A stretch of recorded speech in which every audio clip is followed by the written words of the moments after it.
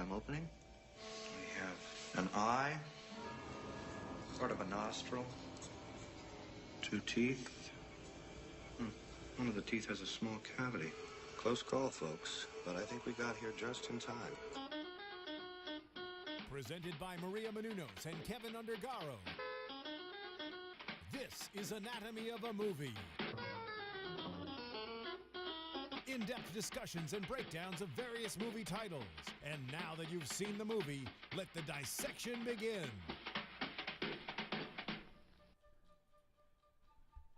Welcome back, everybody, to 12 Years a Slave Anatomy of a Movie edition.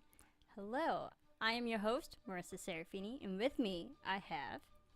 Dimitri Panos, and hey, everybody, I have to start this off with everybody here. The Red Sox won the World Series. That'll be the only sports reference in a movie show. Get but that I have to get that out of my system. All right.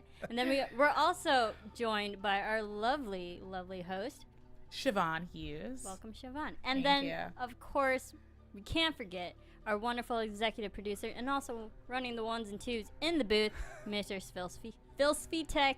Hello, everybody. I'm excited to be here. And Siobhan Hughes, actually, she was a panelist for Black Hollywood Live's film review of 12 Years a Slave, so she has a great perspective on it. That's a really, really good in-depth show, too. We'll kind of be cross-referencing them, but our podcast will be different from theirs. But definitely check that one out as well. Black Hollywood Live's 100% real. Yes, and right now we're talking the Anatomy of a Movie version, which we're definitely going to break down and dissect this movie. Of course, we're assuming that you've already seen this movie, so it's going to be chock full of spoilers. If you haven't, I suggest you highly go see it and then listen to this amazing podcast. But let's just start off. The concept and development of this movie, Steve McQueen. I know he was looking for a film. He wanted to do a film about a free man in the North who got pulled into slavery. And then his wife actually found this book, 12 Years a Slave. And then he read it and made it his life mission to put this movie into production. Yes, yeah. Actually, the idea was discussed in about 2008. Plan B executives and Steve McQueen sat down, and he was actually talking about this before his first film, Steve McQueen's first movie, The Hunger, was premiering at the Toronto Film Festival. And then Brad Pitt, whose company Plan B ended up producing the picture with them. They discussed the project with McQueen, and then the directors started working on the script with writer John Ridley. So, it's fascinating that, even as his first movie, because between his first movie and now, he's made a couple of movies. And, I always find the genesis of a movie fascinating because sometimes it just takes, it's 5 years, if my math is correct. Is my math correct, Phil? 5 years, from 2008 to 2013. So it's been a movie that's been in the production aspect for a while now. Yeah. For a little while, and then the movie has had, thus far. We'll start off. It premiered at the Telluride Film Festival on August 30th, and then before screening at Toronto, on November 15th, Summit Entertainment had secured a deal to distribute the movie in the international markets. And then just a few weeks before Principal Photography, a company, New Regency Productions, came in and they agreed to co-finance the film. And then because, again, this is, one of those great Hollywood stories, because of a distribution pact between 20th Century Fox and New Regency, Fox Searchlight Pictures acquired the film for the U.S. distribution rights. And thus far... the film was initially scheduled to be released in late December. They figured they had a good movie. And I can understand why, because late December, usually November, like October to even January of the next year, that's the whole Oscar season, Academy Award. Yeah, but so you I can have stand to. why they wanted to release it later, Yeah. so it'd be like fresh in people's minds to remember for and award season. and you have to release before December 31st to be considered for 2013. Yeah. But what happened is that they test screened it and the test screenings were so through the roof for the movie. They were like, you know what? We can release this a little bit earlier. So they did. They decided to platform the release, and they went out in October, which for this kind of a movie, when you think about October, you are thinking a little bit lighter fare, maybe a horror movie here or there. Yeah. And, it opened up. a horror of sense. True. But, right. but it ain't Carrie. Yeah. And, they opened up at 19 screens. And then Which is a little surprising. Sorry to cut you off there. No, but it's all right. I personally haven't heard of this film up until it was really word of mouth that people told me to go see this film, and I did. And then when I found out that it was only originally starting in 19 screens, I can understand why. Sure. I'm like, why isn't this movie more worldwide? They did that on purpose. Was it Fox Searchlight? Searchlight has released it domestically. They did it on purpose. They wanted that word of mouth. They wanted that buzz, which I think is a lot more in this day and age with social media, is a lot more powerful than, getting the well-known critics to review your film, and release it wide. And it worked too, because I was told by people to go see it, and I'm telling other people to go see it. Yeah, and then it's already increased by October 25th. It's increased to 123 screens, and this past weekend, November 1st, it's 400, for this past weekend, 412 screens. So, Fox Searchlight, no stranger to how to platform a movie. You may remember the movie Juno, which was released by Fox Searchlight, and, great. They had a similar kind of rollout, let the word of mouth, like you were saying, let that work. And, the momentum of this particular picture is going to last all through the holiday season. And it's going, it's weird. We got a ton of blockbusters coming out between now and the end of December.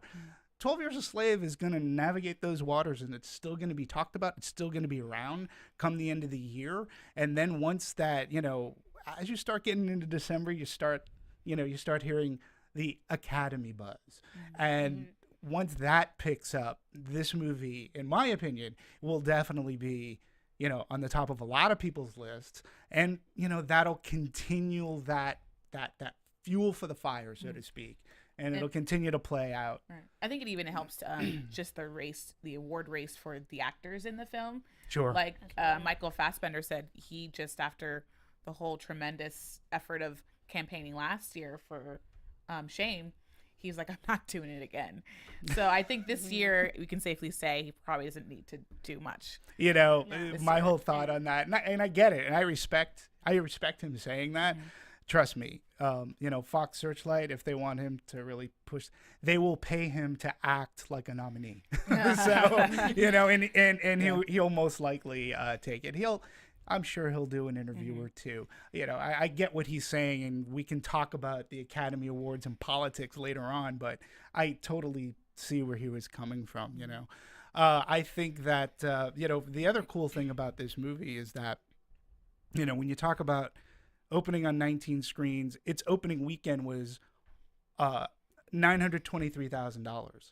So, we're almost at $1 million on 19 screens. That's incredible. And to date, since then, it's up to 9.4 million as of yesterday, November 5th.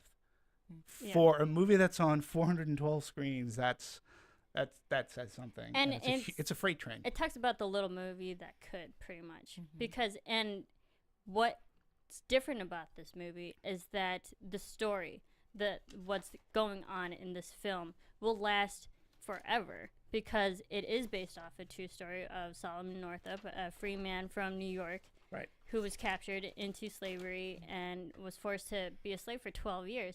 But because this movie is based on a true story, it touches upon all the racial problems that America had back in the 1800s when all this really was happening. And this movie felt kind of like an Anne Frank type of biography to me.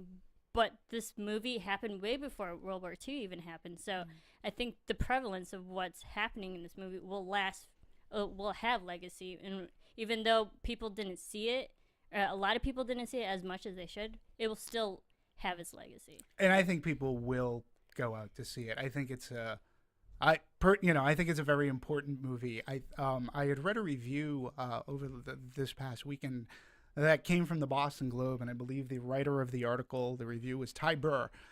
And he said of this movie, he's like, as far as American history go, this is the American history. This is our Schindler's List. And when I thought about that, it really is. For me, watching the movie, I had to keep on reminding myself that it was a true story, because I'm a big science fiction fan. And this has the makings of like a Twilight Zone kind of a movie, where you take your everyday guy, has a normal life, wife, kids, and then he's ripped away from that, and he's thrown in, his identity is stripped, he becomes, and there's usually a morality tale. And I had to keep on saying to myself, but this really happened. And then it makes you think, like, man, as a species, we suck. Like, we are, as an entire species, like, I'm going to throw another science fiction, The Day the Earth Stood Still. You get why if people were to look at Earth from outside and look at our history, we're very violent. We're mean to one another. And I guess, we have to take that, we have to take hope. We have to, finally we have to look at hope, and that we can become better people. But what happened in 1841, it's still happening today. In the cases of human trafficking, and now we're being, sex slavery, and, kids are being, as much as things have changed, and I like to believe that we've become better people, a lot hasn't, and it's frightening. It is. I mean, I think with movies like this, they are hard to watch and hard to accept, but they're needed just to, the quote, those who do not know their history are doomed to repeat it. Right. To that point, Exactly. I think this movie is very much, I think thematically, remember how many times is he trying to write that letter, and the movie in fact opens up with that, him trying to just piece anything together to make ink in order to send out this message. And I think partly, thematically, the movie is something like that, where, in whatever way it can get out there, it's trying to get out there into the consciousness of, America, but, the world as well. Yeah. Yes, and exactly. And this movie kind of goes against that whole Hollywood, that one-man hero protagonist, and Sure. and that Hollywood stereotype. We have this one-man, Solomon Northup, and the thing is, we see throughout this whole movie his endurance, his will to survive. And I believe there's a line that he's like, I don't want to survive, I want to live. Right. Which is so true, because fighting for survival that's fighting every day just to live. But when you're living, you don't have to worry about survival. Yeah, no, and there's another, it was my favorite line in the movie when, talking about his survival, and I had said it, I will keep myself hardy until freedom is opportune. And he did his best to do whatever he could to survive until such opportunity.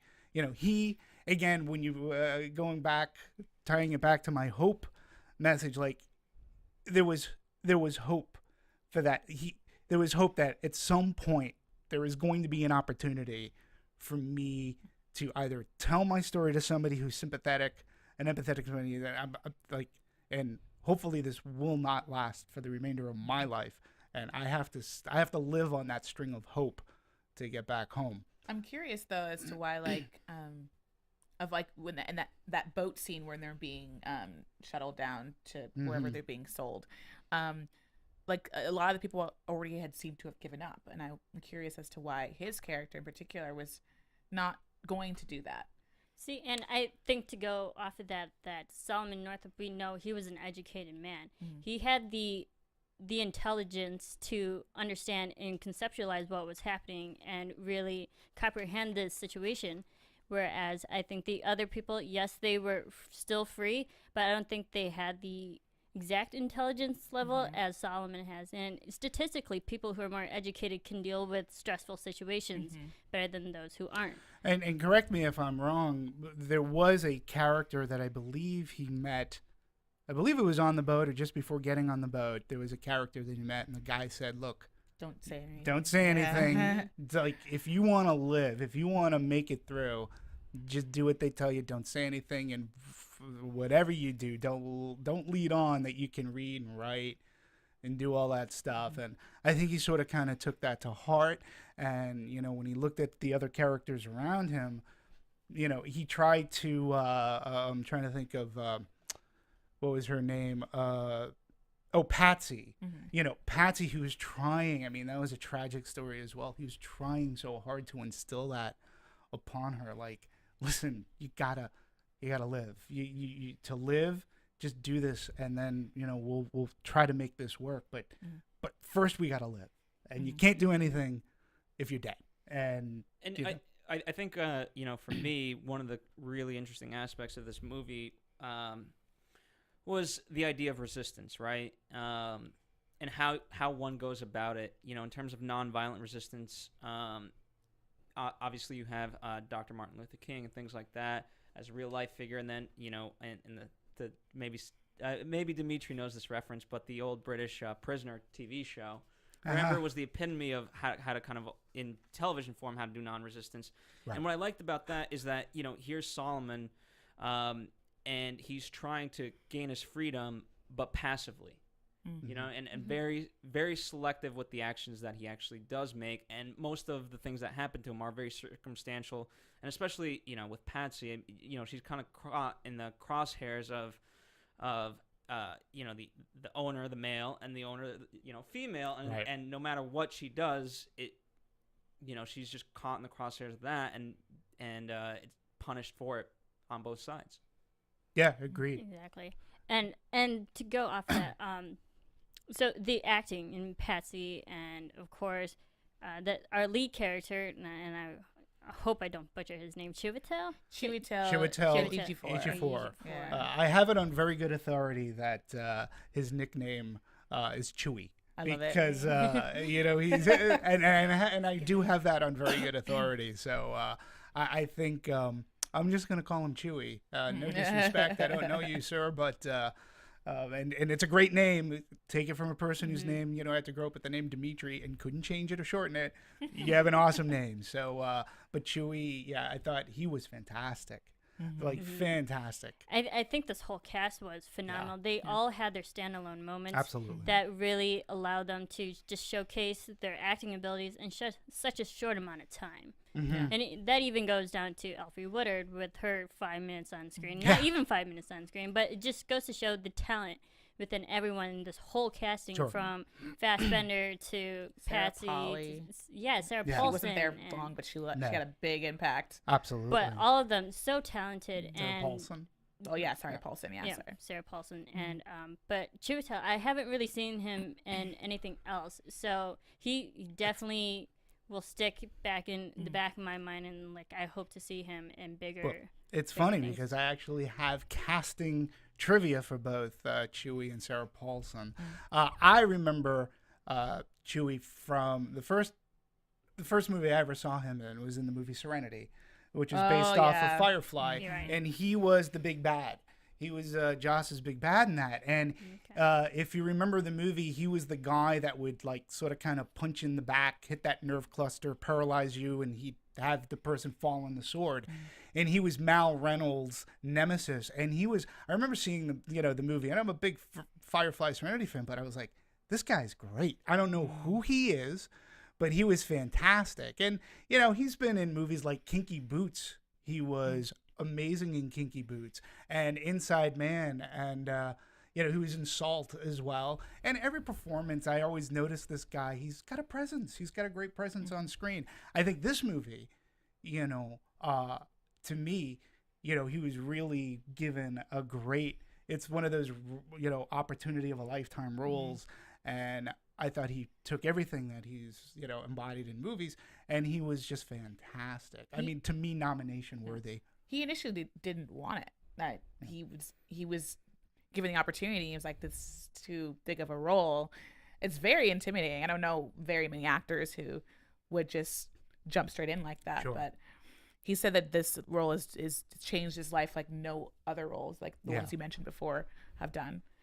Yeah, I can understand his hesitation, but I got to give him applause for allowing himself to step into such a serious type of movie and such a serious, real story that happened. Yeah, I also think that it also says a lot about the director, Steve McQueen. I think that, you know, you're able to get these kind of performances out of people because they do have respect for that movie making process and for your director. Mm-hmm. And as a director, he got what he wanted out of his performers and his shots. And, you know, to me, when a movie works on all cylinders, it's because it is a whole cast and crew effort. And, you know, I think, you know, great props to Steve McQueen. And I think his actors showed him the respect. And they really stepped up. And we've seen some people, even somebody like Paul Giamatti, who, you know, again, only in the movie for 5 minutes. But, you know, again, you look at him and what an ass. And yeah, because he slaps him. Yeah. He slaps Solomon right off the bat. And he kind of sets the tone for all the white men that we're about to see. Sure. All the slave owners that we're about to see throughout the movie. And again, from a screenwriting perspective, that character's name, Paul Giamatti's character's name, was Freeman. So you look at that symbolically, ironically, right? But that was his name. I mean, if you're going off of a book, that was his actual name. And you know, And to me, what I look at his character, the subtleties to me are amazing in the sense that he's making so much light of the situation on purpose, specifically for the buyers, right? You know, because you could see kind of all of them are half torn about this, especially if families are being torn apart, and the fact that he's so just business-wise and comedic, you know, about everything that's going on. It for the white owners, it kind of does slightly lighten the mood. Yeah. I mean, to the point where eventually, you know, finally they bring the woman back, and the wife comes out and she's like, just eat up. You'll forget about your kids soon enough. Oh. Yeah. Like she was an animal or something. Like she was like a dog being separated from Property. her Property. pups, you know? Property. And they kept saying that line, it's human property. Yeah. But it's not a person, it's a thing that's tangible and you can pass along from thing to thing. Yeah, and it's So inhumane. agreed. And you know, it's funny. We'll go back. I know we should go back to the acting, but Yes. since you mentioned Property, you know, Michael Fassbender's character kept on Edwin Epps. He kept on saying, you know, I'll treat my property. It's my property. I'll treat it as I feel fit. And wow, like if that's the way you treat your property, like it just made me wonder. Well, you're not treating your fields that way. You're not like the word property has so many different meanings. I found, like, you know, it's like, you know, you treat your body as a temple. Well, his whole thing was like sort of kind of you treat your property like a temple, especially when it came to his cotton. Yeah. But yet the people that he called property, he treated them like garbage. So it was a contradiction to me, you know, as to property. But we could talk Michael Fassbender since we're, you know, his performance. We're on Mr. Edwin Epps. I thought Michael Fassbender was amazing. I had just recently seen The Counselor, which is also out in theaters as of right now. I saw that before. I saw 12 Years a Slave, and Fassbender is the protagonist in that movie. And it's a completely 180 role than because he's the good guy in The Counselor, and you feel for him, and then in this movie he's the complete opposite, and he's so gut-wrenching to watch, and he's so brutal and cruel to everyone and everything he does. And it's just, I had a hard time believing it because I just saw The Counselor. I was like, wow, this man is so sociopathic. It was mind-blowing. Ice in his veins. Well, you had mentioned like the director before, Steve McQueen, with his actors, and Fassbender. I remember seeing a couple of interviews, and he always had said the same thing in regards to Steve McQueen's style, which was that he allowed everyone to fully live in their role, and that it was just safe environment and safe set. That, you know, if you would drop the ball in some way, there'd always be someone there to help you. And he said that because of this, they were able to get certain moments that, given it was another set or another director, would have been impossible to get. I agree. Yeah. And again, they've worked together before. Several times. Yeah. And, you know, I mean, there was one scene in particular. Well, I mean, a couple, but there was one that really stands out to me, and that was the scene where he comes up to Solomon, puts his arm around him, and he tells that. He goes, so, It's like, I understand that this Armsby gentleman, you were writing a letter. He goes, you write a letter and you were going to have him deliver it. And you know, he didn't know what to do. And he's like, no, I tell you, sir, I did not do that. I can't write. I can't do anything. And Fassbender was just staring at him. Not one line. And it just hung. And he just looked at him. And it was so uncomfortable. And I could have swore it. To me, it felt like it was like 15 minutes, and it was probably only like 2. But on screen time with no dialogue, 2 minutes is a long time. But he held it, and yeah, he was really good at being really bad. But he was, again, I think nominatable, and unless somebody for supporting actor, you know, he would be the person that they're going to have to try to knock off whoever gets nominated. Oh, definitely. And the other supporting actors that we should also talk about, Benedict Cumberbatch, he was also in this movie. He played Ford, the first slave owner of Solomon, the more nicer, more caring, I guess you can say, slave owner. And I appreciated Benedict in this movie. I thought he did really good. I felt for him. He didn't seem like the mean guy that we were expecting. He was a complete opposite of what Edwin Epps was. Yeah, I mean, I don't know, like from a movie standpoint, slavery obviously not a good thing, and when he gets kidnapped and he's on that boat and he's being sold, you know, this is atrocious, this is atrocity, and from a movie standpoint, you just expect it to get like worse, and he ends up with Benedict Cumberbatch. Now he's still a slave, but you were expecting worse. You were expecting actually Michael Fassbender. You're expecting that right off the bat. So when you have a character like Ford, was that character's name, come in and actually, I almost got the sense that Ford knew that Solomon may have been a little bit more educated too, you know, and but he was happy to have him because he did increase productivity through his smarts and his engineering. And, you know, he awarded that in the way you would expect people to reward something, but in the back of your head, you still got to say, he's still a slave.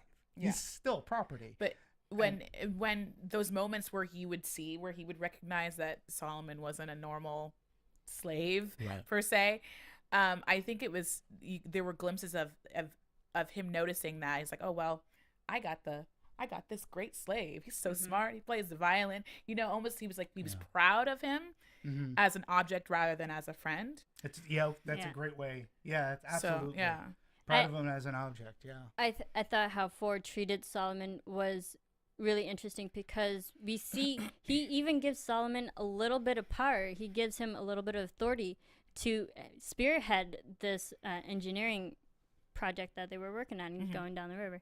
And then so he gives Solomon a little bit of freedom and authority. Sure. And then so kind of building his character in that way instead of breaking him down. And then when Solomon was actually successful in the project, he rewards them with a violin, which actually helped Solomon throughout his whole years of all the slavery and servitude. And because the violin, it was Solomon's peace of mind. It helped. It was his safe haven, I guess. It helped him with the music and made him. It had him go to like his happy place, and it helped him survive over the years. And it was also his other ways of making money on his own. Sure. You know, but then unfortunately, there's always the fly in the ointment, and this one is played by, and the character's name is Tibbets, or Tibbets, right? You know, played by Paul Dano, who, you know, listen, I don't know the gentleman.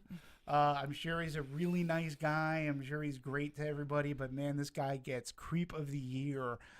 Earlier this year, you know, you see him in Prisoner, and in this movie, he's just, again, he's just downright nasty. And the introduction of that character, again, another very uncomfortable scene, you know, with him singing his rhyming song. And it was just... You can say it. Well, I'm not... No, You're not going to say it? No, I'm not going to say it because I was uncomfortable. You know, I appreciate it, but I was uncomfortable listening to it. And the mere fact that it kept on going. Yeah. Yes, And it kept going. it kept going. And, you know, that Paul Dano, man, and he was jealous of this man. He was threatened. And he was threatened. He was threatened by and- Solomon's education. And Yeah. the fact that Solomon stood him up and Yeah. embarrassed him Yeah. made him even more angry. And I think again, when you talk about a movie, and this happened, but, you know, from a movie sense, you know, how cathartic was it when Solomon beat the crap out of him? You know, in a sense, that's, you know, you know that there's going to be consequences, but man, it was just so like, damn, like if anybody deserved it, you know, it was him. And, you know, you could tell Solomon had reached his breaking point. And, you know, then it led to that, one other very uncomfortable scene where, you know, it was more or less the lynch mob. Tibbets comes back with his cronies, and they proceed to string him up. That scene, and I give it to the direction of this, that it lasted so long on Solomon. He was just literally hanging for his life. If he had slipped like 1 or 2 inches, he could literally hang himself. And in the wet mud, and the shot was on him for so long. I felt so bad. And then you can slowly see all the people like appearing in the background, Like it's normal and every day. they can't help him. I'm sure they want to help him, but it would cost them their lives too. I wonder what the Foley felt like, you know, like doing the sound right. effects, which is like. Well, I can, you know. And that's what we'll talk about more about sound effects too. But the sound effect in this particular scene, it was so subtle, but yes, so effective because we're seeing this man hang. It's so still, and then the little soft sound just made it like amplified everything. Yeah, and I don't necessarily mean to read, but I picked up this. There was an interview with Sean Bobbitt, who's the cinematographer on this movie. And he was specifically asked about this scene. And, you know, he was like, you know, to him, he said this was the absolute crucial scene because it exemplified and embodied what slavery was. He goes, I mean, here's a man on the edge of death and no one can help him because he belongs to someone else. He goes, it's difficult to comprehend in an abstract way. He goes, but hopefully the emotional effect of it is heightened by the fact that you are not let go. And it continues to play on. And if you weren't, his quote is, if you weren't squirming in your seat by the end of it, then we kind of failed. And yeah, well, he succeeded. And my only question is, I'll throw this out to the group is, so you had Ford's second in command, so to speak. Okay. He comes to, I'm going to say he sort of saves the day, because he runs Paul Dano's character, Tibbets, off and his cronies off. But yet he left him there. Like he left him there, and hence we get that long scene, and it's Ford who comes back with the axe and chops the rope when he was there. And I always wondered, dude, why couldn't you just let him go? But if it goes back to what Sean Bobbitt said, because perhaps he was looking at it wasn't his property. It wasn't his property. It wasn't his call. It was his authority to put Tibbets in his place, but it wasn't his property to do with whatever he wanted to do with Solomon. Yeah, because that's the way he in turn makes his money. So if he's down one slave, it's less money coming in, and he could also lose his job. You know. Yeah, because Ford still had a debt. To pay with Solomon.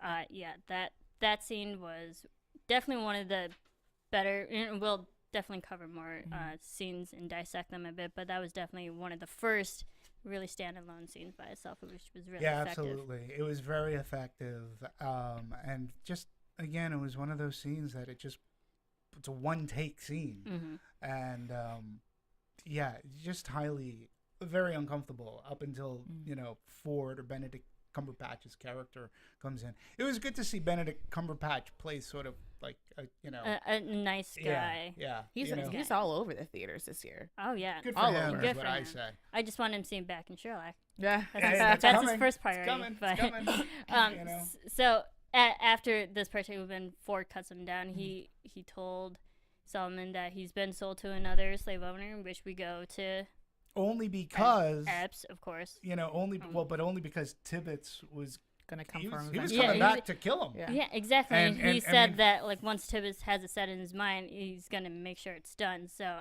he was pretty much protecting his slave.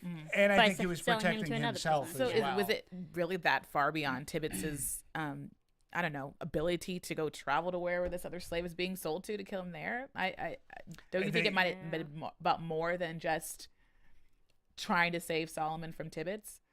Well, I think I think there was property issue. I think Cumberbatch's character Ford, I think he was thinking of his family not getting caught in the crossfire because it seemed like this guy was going to come in, storm the house, and start shooting. Yep. And I think he was upset too with Cumberbatch because Ford didn't stand up for him.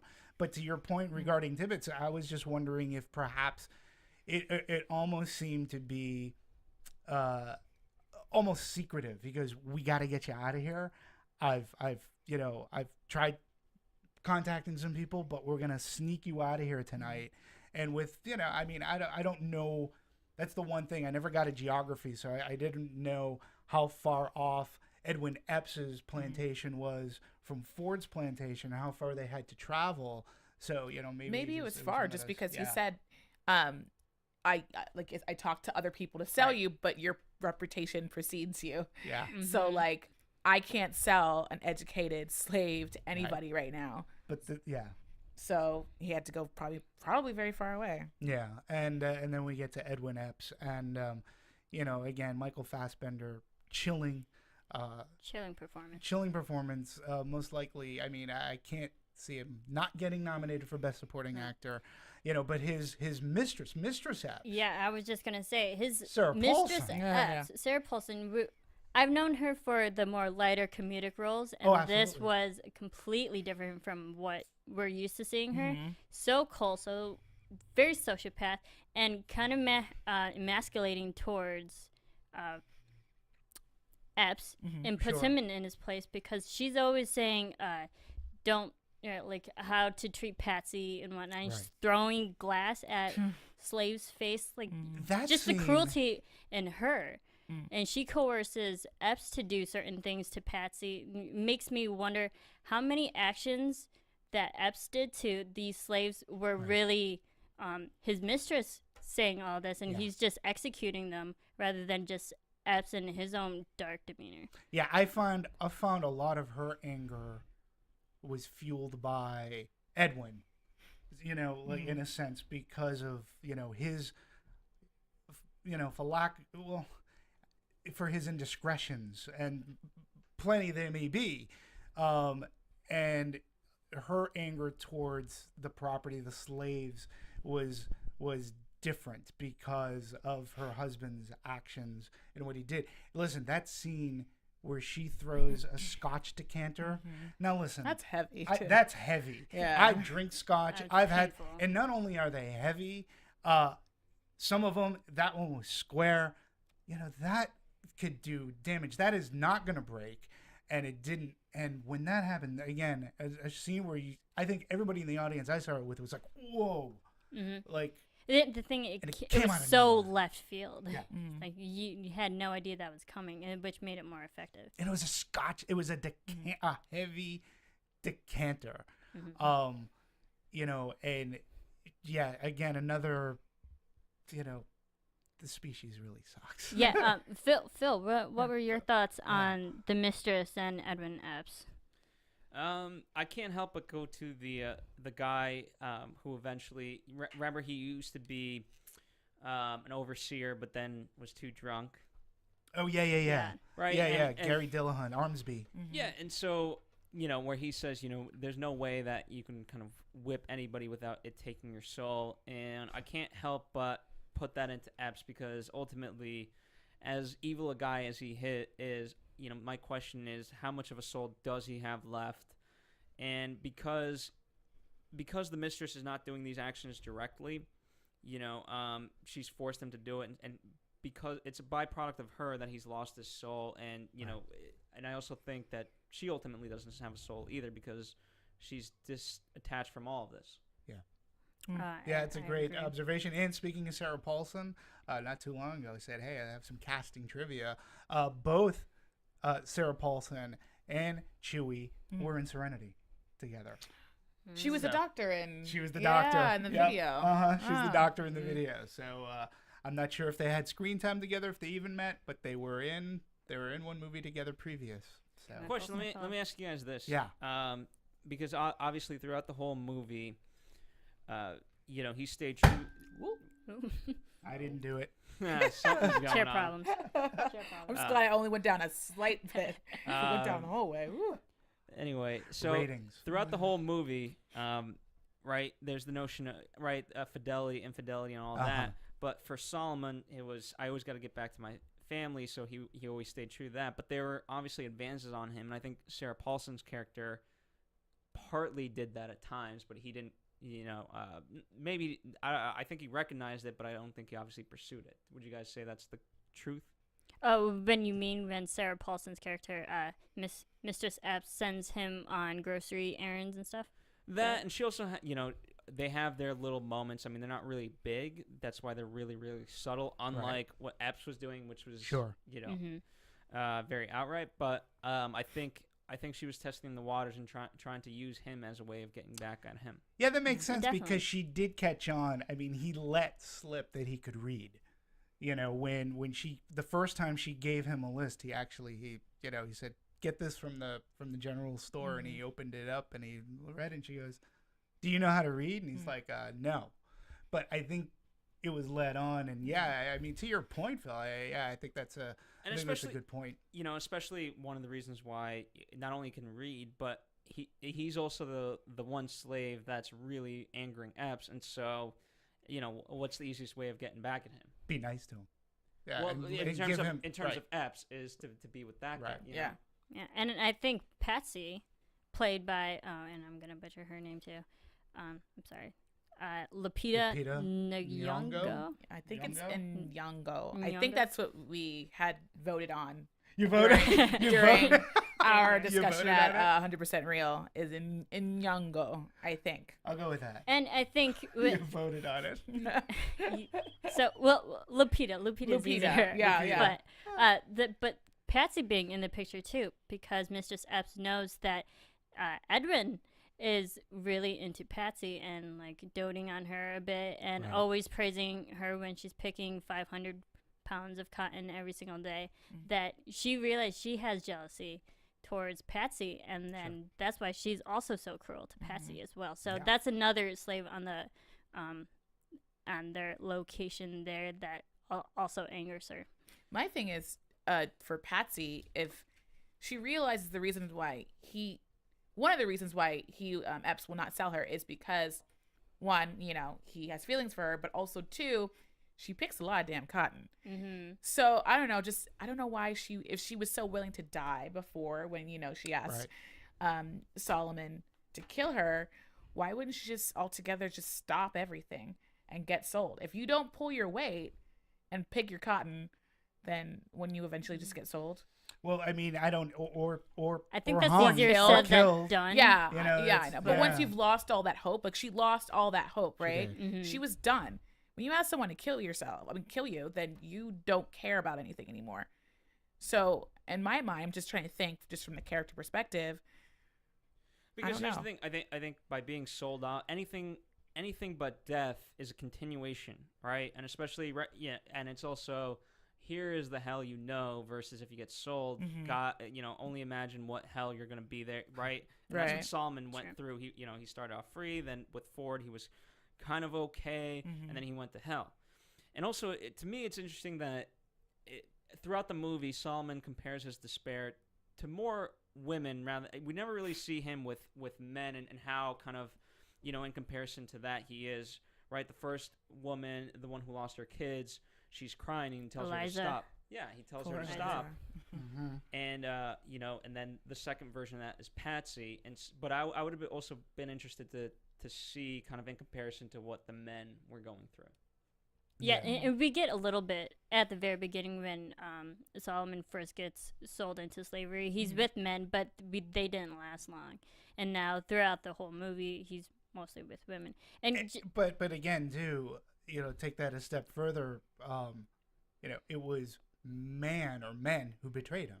everywhere he true. went, it was always a man or men who sold him and, drugged him, sold him, betrayed him, until we get to the end. Also, but, a man that saved him. Right. But up to that point, it was, it was of the male kept on just screwing him over every single way, And Phil, you had mentioned Eliza a bit, played by Adepero. We didn't. I'm really sorry, talk I'm about her that butchering much. all these names, and but Eliza, she cried a lot in this movie, and I can understand being ripped away from your children, and she cried a lot, and it bothered me. But then when I had listened to the 12 Years a Slave book after this movie, I understood why she cried so much, because Eliza, she had actually, her and her children have actually already been in slavery for years, and she was promised that she was going to get free papers for her and her children on that very day that Solomon went with her. So on the day that she was promised to get her free papers, she was sold back into slavery.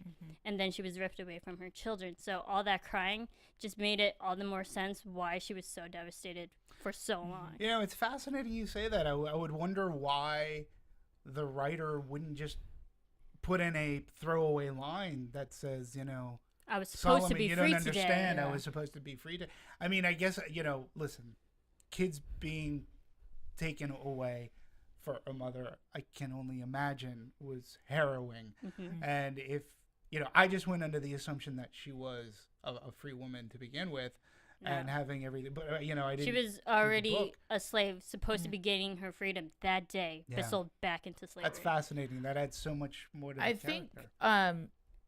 I think maybe they let it sit there for a little bit, mostly because that's what they do a lot of in this film, is they let you sit with an uncomfortable scene for a while, is maybe to kind of express that freedom for Black people back then, where it's just so in the wind. It just could be given, it could be taken. It was just one day you have it, one day you don't. It was a privilege. Yeah. So it wasn't right. Like before you were saying about John Ridley, like he wanted you to walk out of there feeling a certain way. Right. He wanted film goers nowadays to know what it was like to actually have your freedoms stripped from you, as opposed to what a lot of people nowadays are complaining about. Yeah. I think I remember reading about that. That's what he. And also, for with that, for me, one of the reasons why it's not used is because then you're getting a separation of free black people versus slaves. And I feel one of the nice things that the movie did really well was kind of keep it universal to, as much as it is Solomon's story, it was kind of a universal story. And if you get into some of those specifics, then unfortunately, I hate to say this, but I will. If you're as a white audience member, there's the separation of, you're looking at it and you're like, okay, well, eventually he's going to be free, but what about all these other black slaves? They're not going to be free. And so it's just one person that's gotten out of this, and congratulations to him, but there's a greater issue here. Yeah. And so I felt they made very specific choices to the movie to make sure that overall it was universal and you felt bad for the full condition rather than just Solomon. Exactly. Yeah, no, absolutely. But I feel for all of them, because we saw a little snippet here and there how each of them are treated. I was just, again, my thing is, if that was in the book, so we have to take it to be true, and it could have just been a throwaway line, because it makes her story, again, freedom is such a big word that it makes her story even that more tragic. It's tragic already, but to be put back into it, to be lied, deceit, and to be put back into it with her children when she's almost at, let's say, that finish line, and then to be brought back in, then you really understand. I mean, the pain, you can understand it, and you just would feel, I don't know, it worked the way it is. I was just curious, if they knew that, maybe it's a deleted scene or something. Yeah, and that's the thing that bothered me, because it just goes to show that freedom is something you can just dish out to people, that if you want, and then you can tease it to people. Oh, I'm going to give you freedom. Oh, no, I'm not. Yeah. And that's what really bothered me and made me feel more for Eliza after I had known the fact. So that was the little interesting thing I thought about Eliza. But and we also get, and we'll talk more about the scenes, of course, too. But still going off with the staff, a little bit of Brad Pitt. Yeah. Near the end, he was a producer for this movie, so I think he had to get his acting credit also as Bass. What was his name? Samuel Bass. Samuel Bass, who plays who was an abolitionist. He's Canadian. Canadian abolitionist. Yeah, I'm from Canada. And at first, So he was very, very kind and nice and proper. Were you, so my question to you guys, were you disrupted by Brad Pitt's appearance cameo in this movie? Did it bother you? Did you like it? It did bother me. Yeah, I'll be honest. I mean, why? Just because it's kind of just throwing a big name into this hodgepodge of like other actors that kind of just it's a distraction of sorts. Especially knowing that he was a producer on it. It's kind of like, oh, you could have gotten another, lesser known actor to do it. And also too, I just have problems with Brad Pitt's acting in general. Okay. So, but I mean, I don't know. I liked what his character had to say. Yeah. But I just wish it would have been another actor. Just, I don't know. Fair enough. Distracting. Yeah, I mean, personally, for me, I thought it was, it didn't bother me. I knew going in that he was going to be in it, and I don't think he was doing it as personally, I don't think he was doing it as like a vanity project.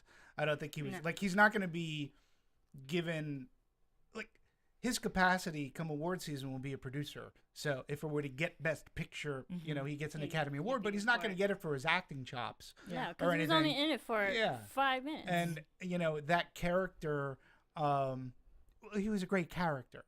Very important character. Very important character. And, and again, that relationship, because Solomon had been screwed over so many times by different other men, he, you saw the trepidation, and I don't know if I can tell you this because, you could screw me over too. And, I think that having a character that truly was nice and kind and meant and stood behind his words, and being that he was an abolitionist, he's from Canada, and the mere fact that he was able to stand up to Epps. I was actually sort of kind of nervous. I thought Epps was going to come back and fire him and then kill him. See, and for back talking to him on his property. The thing, I didn't mind Brad Pitt being in this movie. I knew he was going to make a cameo, and I'm glad it was at the very last minute because so much had already happened. All the gruesome stuff has already been done past. And then seeing Brad Pitt, it was like that sigh of relief, like, oh, there's hope again. And the person that he portrayed, Bass, we knew that he was helping in the liberation of Solomon, and I liked him. And the thing about Brad Pitt is that the character that he tends to play, they're always like things you want to talk about, and he's the guy that you want to talk about because he helped in saving pretty much the movie, and saving the character in the movie, and like just putting that nice tie on at that little bow at the end of the movie. Yeah, and he has that sort of kind of oh shucks charm. Of the country and the carpenter, but at the same time, the mere fact that character Bass stood up to Epps when they had that heated conversation about property, that was to me that was actually really happened great too. Yeah. So in the book, Solomon said that he was kind of eavesdropping a little bit on that conversation, even though he was still in the vicinity, but it got heated. But the thing is, Bass was a free man, and he was a very strong liberal man who had opinions and whatnot. But because he was free, Edwin Epps couldn't do anything about it. Like he could have killed him. Yeah, he had no consequence. No, he had his right to say whatever he felt. Yeah. And there was a line where Bass said, "I have the freedom to leave whenever I want."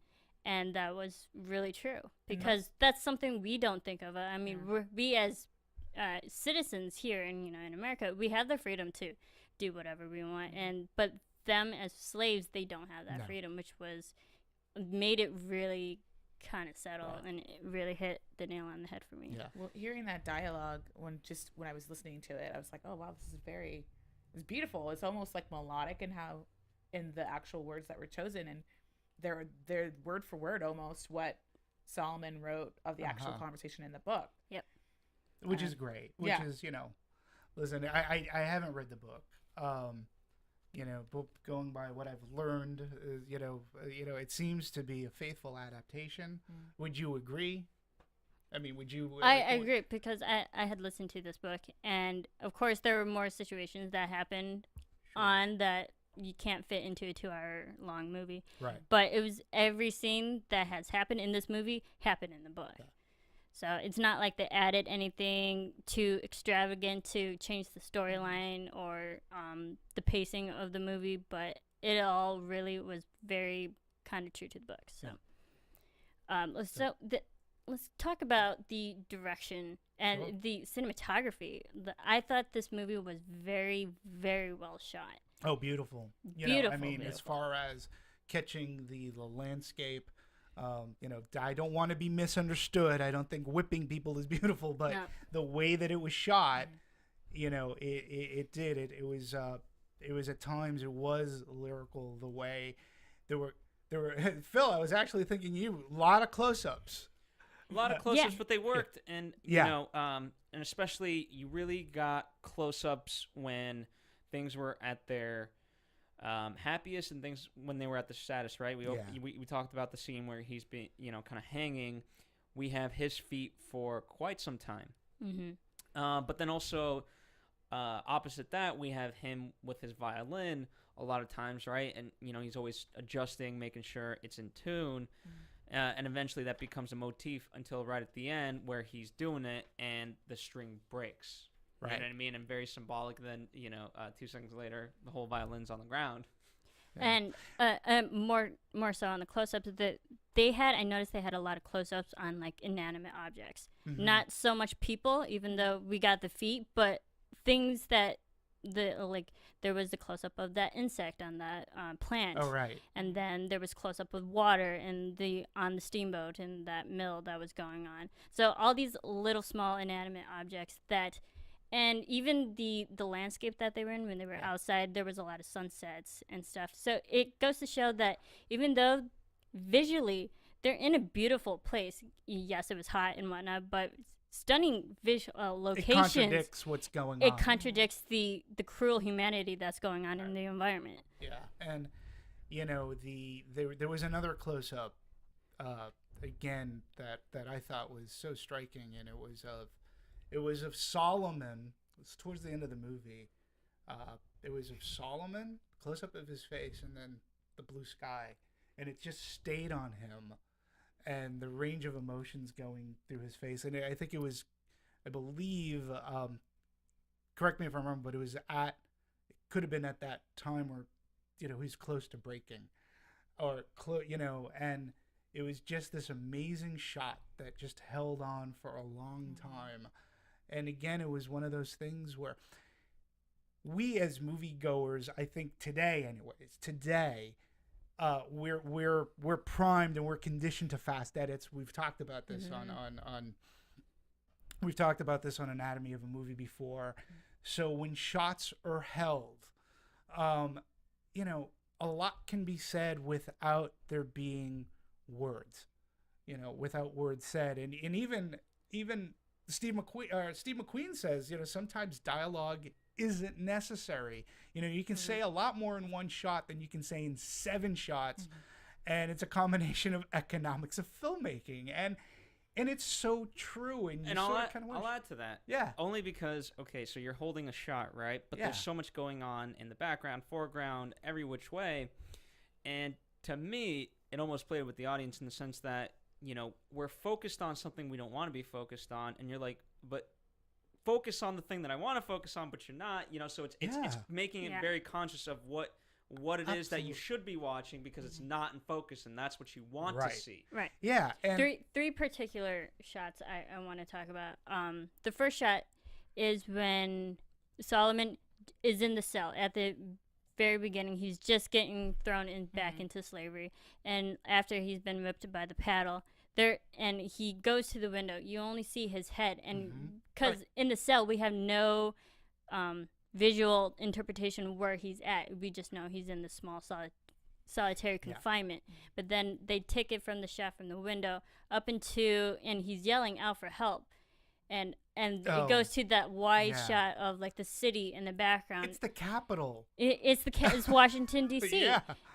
But he's calling out for help, and no one's gonna hear him. And that part was really effective. I thought that was so well done. It was just a simple crane shot out to the whole city. And then the second one I want to talk about is the close up of the paper when he's burning the paper after Edwin found out that he might be sending a letter, and he burns it to kind of save his life, and it lasted so long to the point where literally all the cinders went out to complete blackness, the loss of all hope. And I completely forgot the third one. I'm sorry. But well, while you're thinking of it, no, because going back to what McQueen's whole thing is, again, another thing when we talk about economics, the movie was shot in 35 days. Which by today's standards, that's a short production, especially for a period. Right. The period film. Exactly. And and again his confidence in his actors, saying, Chewie could express so much without saying a word, and holding a close up like we were talking. He's like, the hope, Steve McQueen's hope is that you can take that home with you and you'll think about it later. And to me, this is what the movie sunk in more for me after I left the theater than as I was watching the movie. And it was a movie that stayed with me. And, the shots that you talked about were amazing. How about you? What were some of your sequences or shots that stayed with you? Well, like there's the part that you talked about earlier with Tibbets was singing a song, and just the shot of the other slaves like looking at this, and then they kind of focused in on Solomon and his reaction in his eyes. You could see like he still couldn't believe this was actually happening. It was so far removed from anything that was possible in his life. And that's just one scene, but I don't mean to get off topic, but what you were talking about the silence, I find is an incredible gift, I think, as an actor, to get the freedom to live in a moment and to let those moments happen. And I think that was the reason why these performances were so great. Yeah. Because you really like it was just no effort, no forcing, completely wonderful. But yeah. Yeah, I agree. And I remember the last shot that when Solomon... I knew it. It worked. Yes, thank you. When a plan comes together. Thank you for that. When Solomon had just talked to Bass and talked about like sending that letter out, there was that one shot of him that was on him for maybe a minute long that he's just standing there looking around. And I thought that was so effective because it's so real time. And he finally got that little ounce of hope back. And now he's kind of looking at the world a little bit differently because realizing that he could leave, he could get out. That was more effective. Yeah, I have a feeling that that seems like that was a great shot. And again, I'll go back to the scene that I already talked about, was the scene between Epps and Solomon. Epps has his hand around him, and he's like, "So you're writing letters, I hear." And then he goes, "So are you lying to me?" And he just stares at him, and the shot just goes on. And Solomon had already pleaded his case. He goes, awkward silence. That awkward silence. And this movie lives in awkward silence. Yeah, it's and lives on long shots too. There were so many long shots and scenes that just lasted a good minute, good 2 minutes, and we definitely can't forget the Patsy whipping scene. Yeah, I was gonna say we have to talk about the whipping scene. We have to talk about it. The whole Patsy whipping scene, that was hard to watch, but the truth and all that happening, and what even made it happen in the first place, that she just wanted to get a bar of soap to clean herself, and that's what makes it so sad. something so simple caused something so horrendous to happen. Yeah. And the way that was shot too, it just, to me, it just brought up, because we talked about Gravity earlier, and Alfonso Cuarón's gift for taking a long shot and moving a camera. That whipping scene was very similar, and I noticed it seemed there were no real, there wasn't a cut, no, so to speak. It was beautifully shot. The whole blocking of going from Solomon to Epps back to Patsy and going around the whole the pole there. It was beautifully in one smooth motion, even though it's so jarring. The other thing that I really found jarring about that, because I didn't necessarily feel that Solomon, he was holding his punches, so to speak, but you didn't realize to how much he was holding his punches until Epps got that whip, because it goes around when Solomon's doing it and she's in pain, obviously, and she's got some welts, but then when Epps takes over, there's that shot where it goes from Epps, she's getting whipped, but then it comes from the camera is behind Patsy, so you're seeing Epps, Patsy are in your frame, and then the spray of blood. And that to me was it was so horrendous. And again, you talk about this movie is filled with uncomfortable moments. You're like, yeah, it's a contradiction. It was an incredibly shot scene, from a technical standpoint, from a technique standpoint. And again, Steve McQueen got everything he wanted out of that shot, and it was technically perfect. You can't call it beautiful, but from a technical standpoint, it really, the way that he moved the camera, he got the desired effect. Yeah, and even the effect of the skin literally getting flayed off the body, that was hard to watch. I had to close my eyes for a second there. I was like, I can't believe that. It's tough. That it's so real, because that happened not to everyone, not to just to Patsy, but to everyone. And the fact that Epps made her literally strip down to nothing. And that's even more humiliating. And then getting whipped in front of everyone. That's just so so heart-wrenching. Lupita said that actually of that scene, it was, I don't want to use the word easy, but it was, she was able to get to that emotional vulnerability because it wasn't a closed set.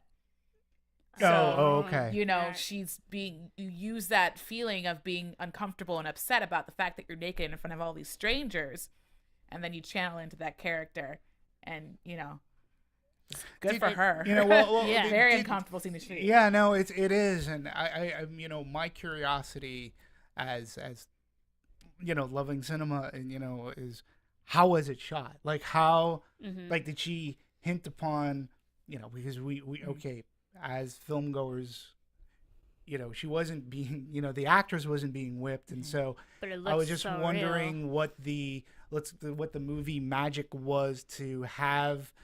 I was curious as to how it was choreographed. Yeah. And how she, with Steve McQueen going okay, you're getting hit now, and it's doing I just wonder if that was part of the direction.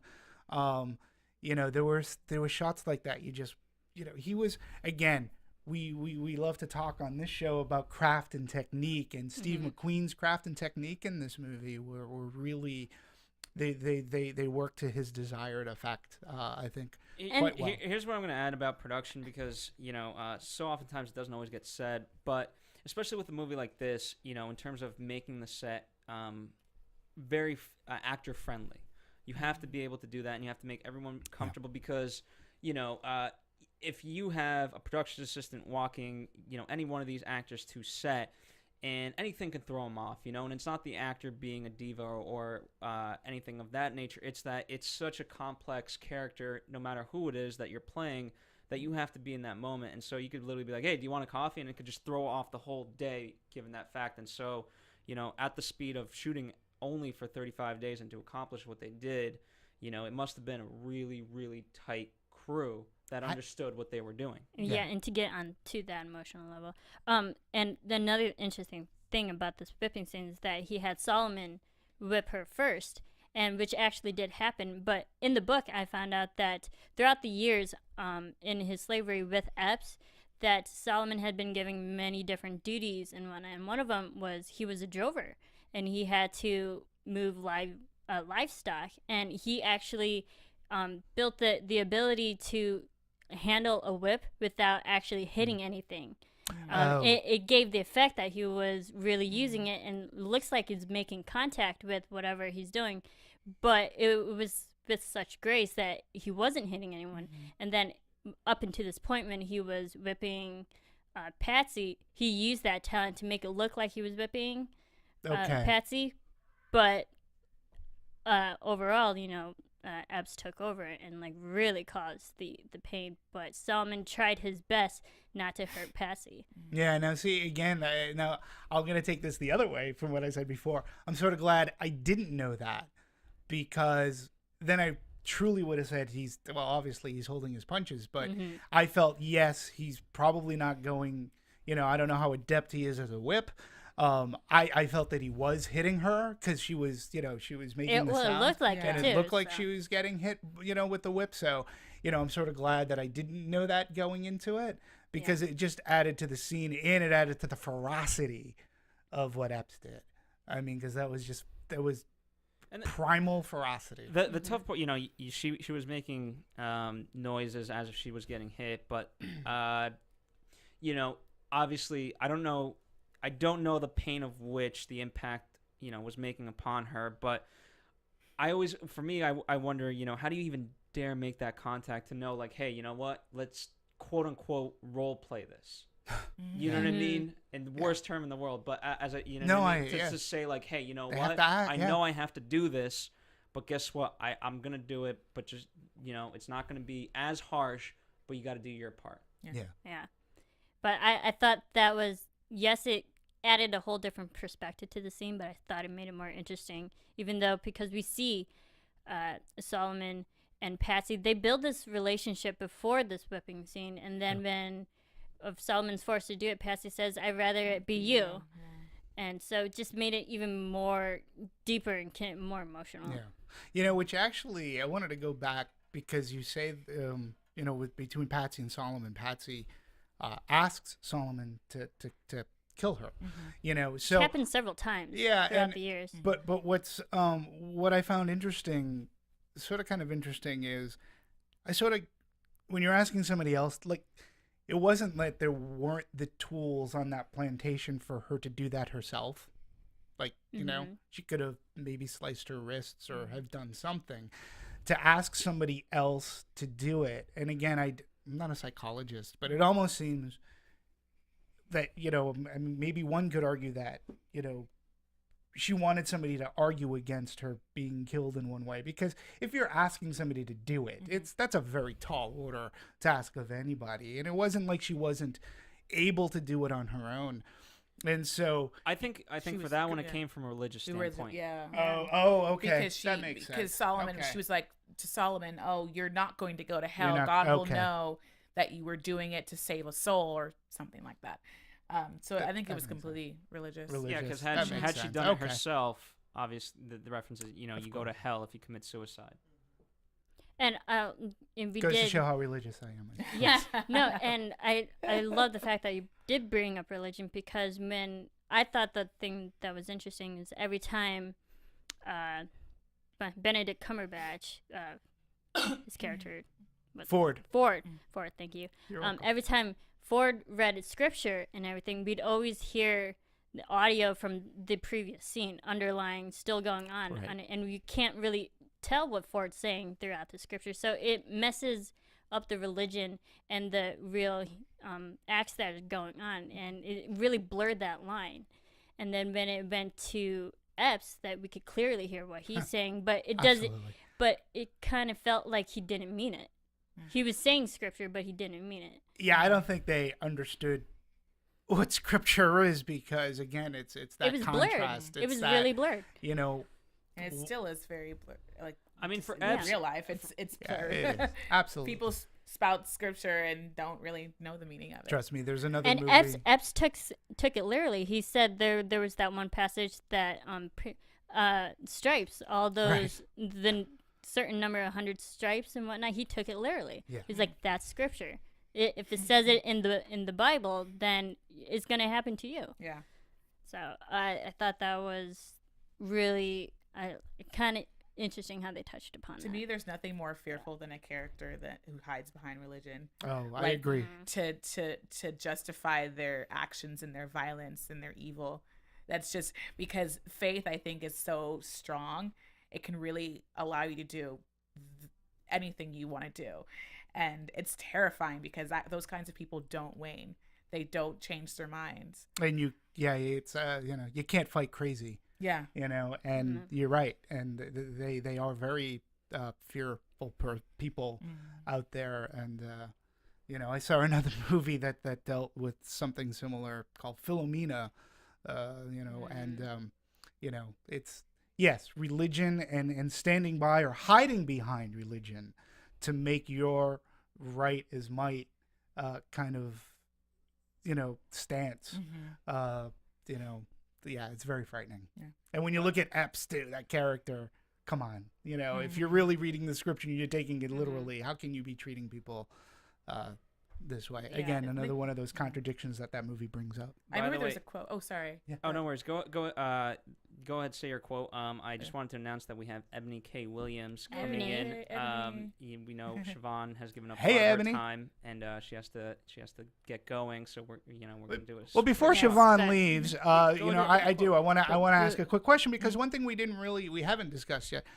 What are your, well, number one, thank you for coming on Yes, thank you board, so much. and thanks for being a guest host. A pleasure to meet you. So- Tell us again. We didn't get to talk about how we felt about the movie. So, how did you? Yeah, your thoughts on the movie as a whole. My thoughts on the movie is I originally didn't want to see this movie, to be honest. Okay. It's just something that I was like, oh, I know exactly what this is going to be. It's not because I didn't know of course it was going to be good, but because it would be hard for me to watch, But I'm glad I did it. It was exhausting. It was tiring, but it was, I'm glad I did it. And it opened your eyes. It opened my eyes, and it's a story that needs to be told. It's a story that needs to be seen and talked about. I'm very grateful that this movie has been made in my, time when I'm able to see it and appreciate it. Excellent. Yeah. Well, thank you so much for joining And us. we appreciate your time One here. last quick question. Where can the people find you? Oh, you can find me on Twitter at Siobhan_Hughes. Also, my website, SiobhanHughes.com. I also do the after show for Bad Girls Club on AfterBuzz TV. And 100% Real on Black Hollywood Live. Yes, another great film podcast you should definitely take a listen to. Thank you so much, All right, Siobhan. Thank you, guys. Siobhan. It was a pleasure. All right, and while we're switching out, we're also having another lovely panelist join us, Hey Ebony there. Williams. Welcome, Ebony. Hi guys, how you doing? Good. Hello. How are you? Great. Thank you meet you, so Emma. much for joining us today. Of course, my pleasure. And it's a very important film to talk about. Yeah, so we agree that we've touched a lot of the main focus scenes. We just wrapped up pretty much the whole whipping scene with Patsy. And what were your quick thoughts of this overall movie so far? Oh gosh, a lot of thoughts. I come from a background, by the way. One of my majors in undergrad was African and African American history and studies. So I've studied this time period and genre extensively. I was very excited to hear that this film was being made. I don't think that this country takes its history concerning slavery seriously, particularly millennials and in our generation. It's something that collectively we carry a lot of misunderstanding and shame about, and I'll get to that in a deeper into our analysis. But I was very happy to go see the film. Of course, very difficult scene for anyone to watch. The entire movie was difficult to watch at times. Yeah. But ultimately, the story of Solomon is the story of the will to survive, and he talks about that from start to finish. And even in the last scene, it's not as if this is some happy ending. And that was the thing I caution people about. When you go see this movie, and do understand you need to go see this movie, but do not go with the expectation of some happy payoff at the end. It's not like Django. It's not like some other films we've seen made, or even to that degree, Amistad, where you leave the film feeling as if the journey was somehow worth it. It's never worth it, and this film doesn't provide that either. Yeah, no, I mean, I agree with you. The ending for me, I looked at it, again from a little bit, the psychology of it all is he comes back and he apologizes to his family. That's what I thought was. And that is that impacted me the most. Like, I'm sorry. And it's like, you didn't do anything wrong. And there were title cards that came up prior to the credit roll, saying, he took this to court. Yes. He lost every single time. But I think, to me, the most powerful thing at the end, was him apologizing to his family, and then knowing that nobody knew how, when, where, or why he passed on. Like, it was a mystery, and today it still is a mystery as to what happened. So you sort of kind of know that, and of course you would understand that you don't know how much farther the family life continued, and it probably was not. Well, we know Solomon, after he regained his freedom, he went to court, but he also talked about the slavery, and he was a huge abolitionist. Yes, he was very active, and he helped with the Underground Railroad and liberation and all that. But for him to pass away, and on all accounts, like, a wife didn't know, something happened. Something further happened there. And there are many theories out there too. Yeah, and to me that was very fascinating. One other thing about Steve McQueen that I had found out, that he had descendants that were slaves from the Caribbean, and that's another reason why he felt that it was important to make this movie. But he wanted to take that different track, as we talked about earlier. He didn't want to go from born into. He felt it more interesting if you take a free man and because it's a different psychology behind it. Absolutely. And I to your point, Dimitri, very important to me, the most pivotal moment is when he says, "I'm sorry," because again, going back, it is that notion of shame. Because like you said, he did nothing wrong in his mind and in his psyche, and still to this day in the psyche of many Black Americans in this country who are descendants of slaves. That's where the shame is rooted. What did we do to make ourselves so vulnerable that we could be enslaved? You see what I'm saying? And that's a really deep disconnect that many people struggle with, and that's the root of why it's so difficult to even have these conversations and have these films get to production in the first place. Yeah. That inherent belief that was literally beaten into them by submission, that they're in the wrong and that the white Caucasian people were in the right. Yeah, and they could, again, McQueen in interviews has said that, another interesting fact was that prior to 1841, when this went down, in 1811, before Solomon even got to the plantation and whatnot, a lot of, there was revolt on the plantations, and they were really, put down, and it says, and he goes on, like 100 slaves from this revolt on the plantations, like they were just killed, and then their bodies were shown as examples. And again, I said it at the top of the show, as a species, we can really suck sometimes. And and this movie exemplifies it. And we were talking earlier too about things have changed, but a lot hasn't. Human trafficking today is still. Here's what I want to say to that point, only because you brought up Schindler's List and Holocaust and things like that, and the problem becomes, you speak of these things and it almost seems like an anomaly. Everyone wants to chalk it up to that, but the fact is, there's tons of Holocaust going on today. Just not with Nazis and Jews per se, and then obviously we're talking about this movie at length about that, and so people are too quick to write that off as like, oh, that would never happen. But you know what? No.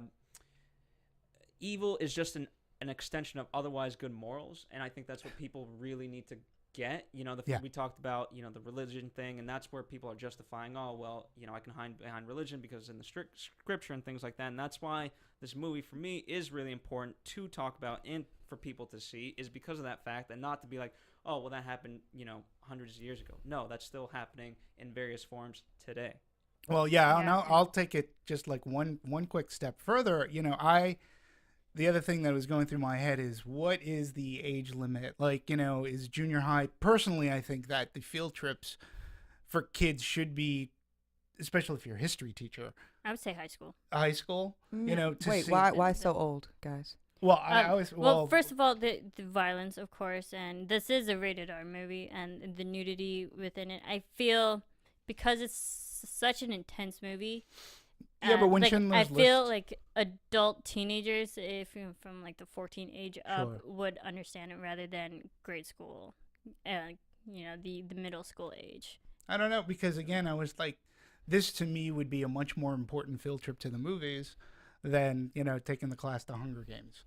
You know, only, you know, I believe this is a part of our history. And to your point where you were Sure. saying, yeah, we're somewhat ashamed of it. And yes, absolutely. But from a learning perspective, you know, when I was a kid, when I was, you know, hell of a lot younger, and I could have been in grade school, I'd have to check out the years. I mean, there was a very, very big event. Like, this is when TV only had 3 networks, and you had VHS and UHF. The big thing was the miniseries, and Roots was like the big miniseries at the time. And I was young, but I was through school, through my parents. You know, we watched Roots, and I was young at the time. And yes, it doesn't compare to what we have today in 12 Years a Slave. But I was thinking, you know, why not have middle school or, you know, freshman type classes go to this? I know when Schindler's List came out, there was a huge school program, even though that movie was rated R. You know, it was the movie to see because it depicted history in such a real way. stories. Yes. And you know, what age do you think? Oh, I think 6th grade and above. I mean, I agree it's really graphic and it's rated R, but the thing is, we've got to start integrating these cultural stories at a very as early as we can, because like you said, Schindler's List for sure. But then even the book, then maybe if this is too much for elementary or late middle school students to see the film, at least assign the Read the book, book. because I Required know reading. you know, of course we all read Night sitting at this table, I'm sure, or something like it, to familiarize yourself with the story of the Holocaust and the horror associated with it, so we can have a better place of understanding. And that just has to happen for all of us as Americans, but also, again, particularly for the Black American consciousness in this country. You guys, we are all ashamed of slavery, but I can speak to the perspective of a lot of people in the Black community. We have a particular shame associated. Again, not that it was our fault, but we don't, many of us don't, and I don't fully understand how this happened to us. And like Phil said, this could happen today under the right set of circumstances to several different cultural groups in this country. We know it still happens to women. It certainly happens to children.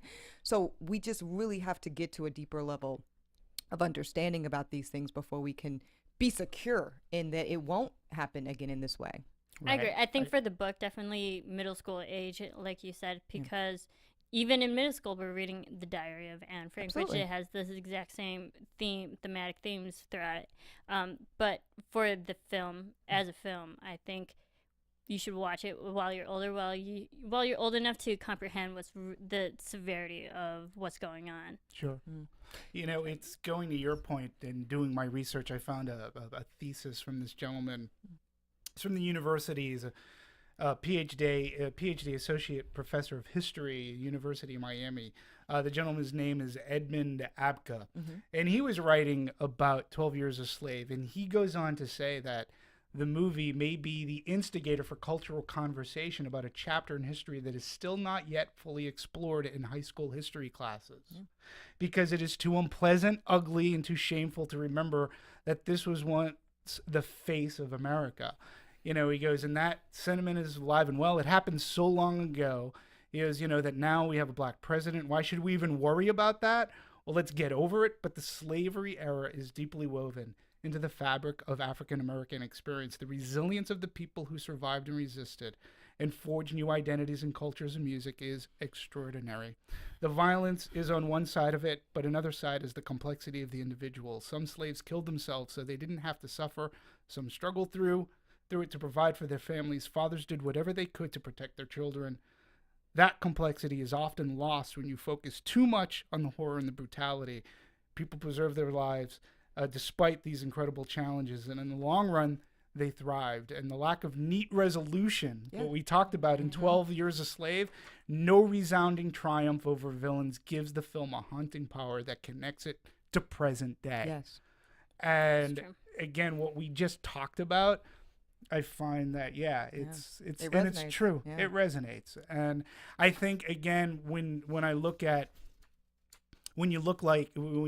a Solomon, he can symbolize the everyman. Like you don't, again, I don't want to be misunderstood, but because it is a part of American history, and I was born and raised in America, and to have this depersonalization, to be stripped of identity, he does stand for the common man. And it, to me, it goes above race and color. I mean, this is just a horrible, atrocious thing. It's also a love story too. I mean, a love story of a father's unrelentless love and commitment to his children and his family. And I think that's so important and powerful for us to see today, because we are currently living in an epidemic of times where more children and communities of color are born without their father than with.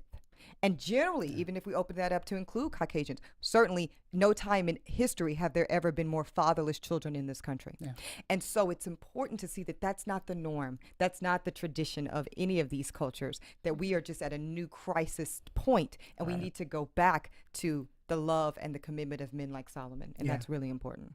Yes, and I was so happy that Solomon, he finally regained his freedom. And a little bit about his freedom, you know how he had Bass's help to write the letter and send it out, but in the movie it showed it only took a small amount of time for him to regain that freedom after the conversation, but in reality it took months. Oh, I figured. Yeah, it took months because he had Bass write and send the letter in August. I forget the exact year. I want to say 53, but and then Solomon didn't regain his freedom till like January of the next year. So from summer to winter, he was still in slavery, and he didn't get a response till weeks later, because to send a letter took about 2 weeks, and to get a response back during that time, we don't have email. Of course, you don't have internet and it's all Pony that. Express. Literally, instant gratification that we have nowadays. But so it took so long to get the word out and message, and then he developed this relationship with Bass, and Bass had promised him, he's like, well, I'm gonna do my best to save you. I promise I will help you regain your freedom. And he told Solomon that if you keep fighting to the spring, we'll get you out of here. We'll get you reconnected. And he had his family finally got the letter that he was sent out, and they found people to help. So I thought the story behind the freedom, we didn't really touch upon that in the movie, but the real life story that happened behind that, and his freedom helped. What I like about that is that, throughout this whole thing, he's trying to find one person to kind of connect with that is a white person who can help. And so, while you have one person that can make life hell, it also takes one person to make change within any person's life. And so while it's obviously while the victory within the movie is not great, it doesn't help everybody. It's a small victory, and it's a message that you can take away. And you can help. Yeah, absolutely. And we mentioned that like men were the reasons why he was into slavery, but it was man that helped him get out. Right. Yeah. So and definitely the last scene when he's finally reunited with his family, his children all grown up. That's when I really got choked up at the end, and I just had to sit there and like absorb everything that just happened. I found it interesting that this movie okay, so the title gives it away. It's 12 Years a Slave. So this is encapsulating 12 years. There wasn't, now, I guess there could be many ways to go through this. And I don't know how it was in the book, but the movie never gave us a time reference outside of 1841 and all the stuff on the plantation. There were some scenes where you saw him trying to notch things, but as an audience member, I never had. I just knew that this was a very long time period that it was going on, and I thought it was an interesting choice because sometimes in movies they'll put up a title card saying like year 2, right? Year 5, year 8. This happened then, and it chronicles this. But to me, I felt it more powerful that didn't happen, because I just knew that this was a very long period of time. And it felt like a long period of time. It felt a long period of time. Felt like real I didn't time. need to know what year it was, so to speak. Well, you could see the age in Solomon's face and Sure. just his physicality. It was just incredibly powerful. And if you guys touched on this, we can move on from it. But I wanted to speak a little bit about the role of the black female slave, particularly Patsy, but also the character played by Alfre Woodard, because it's a really nuanced conflict that you had to, and that for me, watching this as a black woman, I kept imagining how I would handle that and what would be my rationale behind it, because there's certain choices you can make as a slave woman that might make life more survivable for you, and at what expense and at what cost, and also, is it even really a choice? And how do you live from that? Actually, we saw this angst from this. Remember when Solomon was first captured into slavery, the woman who was separated from her children? Right. Yes. She talked about that to him and made that confession, and you could just see it was like the horror on her face. Like, I've done things, unspeakable things to, be able to survive, and now for what? So it's for nothing. And just the sheer horror associated with that was just something that, I don't know. It just, I still don't know how I feel about it. But, and I think the interesting, I'm glad you brought that up with Alfre Woodard, who played Mistress Harriet Shaw. Yes. She was a free woman who has class, who seems educated now, and she was like the ideal free black woman that Patsy aspired to be. Yes. Yeah. Definitely wanted to be. Sure. And I think it was because she always wanted it to go back to Harriet Shaw for those moments of comfort. Yeah. When she wasn't on the plantation, she was with Harriet. Yeah. And when I'm sure it was probably Harriet that told Patsy, like, you gotta keep yourself clean. You gotta you have that good hygiene, and that's why Patsy went back to Shaw to get that bar soap. Yeah. Not understanding all the while that she was never in a position to end up being her anyway, and that's the extra tragic part about it. Absolutely. Yes. I did like how they did touch upon a little bit of the female perspective within the midst of the movie. Yeah, really critical. I mean, I mean, maybe I'm biased because I am a woman, but to me, her story was as compelling as Solomon's. And it just goes to show it's not just the men. It's not just Solomon's story. Yeah. It's also, this is a country, nationwide problem that was going on during that time. It's not just, it was all genders that was, and taking it a step further, like, again, since you mentioned Alfre Woodard's character, Mr. Shaw, I mean, that warrants a story to, how did you get in that position? What other sacrifice, or and that character is in the movie for a short time. Yes. 5-7 minutes tops. Not even. But yet it's so powerful. And it says a lot. And to your point with Patsy, it's just I mean, her character, that the Alfre Woodard character, Mr. Shaw, could warrant a story if it were out there, And she's honest. She's an honest version of that, because we've seen that kind of glamorized black mistress in the slavery era many times. Some would even say we saw it in Alexander's Queen, in the and people are very critical of that, with obvious reason, when you start to glamorize that role. But she's honest. I've paid a high price to not be beaten, and it still is a horrible experience, but it's better than the alternative. And I liked that it didn't over glamorize it in that way. Yeah, and maybe question how Harriet was freed, and she was I guess she was married. Yeah, I mean, And- as married as you could be and- interracially at that time. Yeah, yeah. and Yeah. that's what makes it interesting because during the slave, women were treated horribly during that, and they were raped and they were married and forced into marriage by so many masters. It made me question: did she marry someone out of force? It made you Or- question it, yeah, Marissa. Oh yeah, yeah, she it's like did. Yeah, She had to that, marry. Yeah, that was her but only to- option. Was it to save herself from like sexual prosecutions and all that? Oh, I'm So- sure that and the beatings, because remember she The had that beatings, great yeah. line where, I haven't gotten whipped in so long, and she Right. was so proud of that. Yeah. Yeah. Yeah. But it's they incredible. subtly touched upon that. I wish they would have made it a little bit more clear. Yeah, because that's what I say. It's very that- that nuanced. We know she's that free, but distinction. what exact What did that journey look price? like? And Yeah. again, get free. I just took it as she's only free to an extent. Oh yeah. Yeah, You know, Oh, yeah. I mean, again, the word but she freedom. married just to get out of prosecution. And she So- felt lucky to do that. I mean, because Absolutely. there were so many slave women that were still at the hands of sexual persecution, still of course. raped. I mean, on a nightly basis, we saw with Patsy, and they didn't walk around in dresses and Right. stuff like that, and have servants and things of that nature. So, Mhm. just a sad existence. Yeah. Yes, and definitely. Let's talk a little bit, really quickly, about the music that was Sure. used. This Hans Zimmer, obviously. Fantastic It- score. I liked how it wasn't throughout the whole movie because there were a lot of moments where there was just pure silence, and they used the silence really effectively. But then in some moments there, you can hear the undertone score of Hans Zimmer, and I can tell right off the bat it was Hans.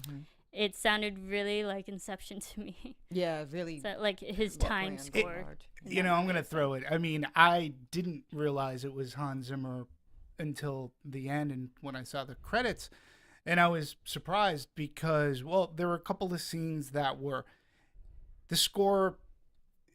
It was like twofold. On one hand, it was very primal, and when it got primal, that really set a dark tone that you just knew something not so good was about to happen when it got that primal, and it then he would turn again to what he did in Rush, where it was sort of kind of subtle. There wasn't anything. To me, Hans Zimmer, I love Hans Zimmer as a composer, as a movie Yeah, I love it. music guy. I think he's great. He does a lot. This year alone, I mean, God, he had Man of Steel, Lone Ranger, Rush. This movie, Wow. that's Yeah, 4 so many. movies he's composed for. So it's crazy. He's crazy busy. But usually I associate him. He's very bombastic. He's very in your face. When you look at the Dark Knight scores, when you look at Inception, he's loud. He's loud. Man of Steel. He had over 12 percussionists. I mean, he can be very much in your face. Even Pirates of the Caribbean.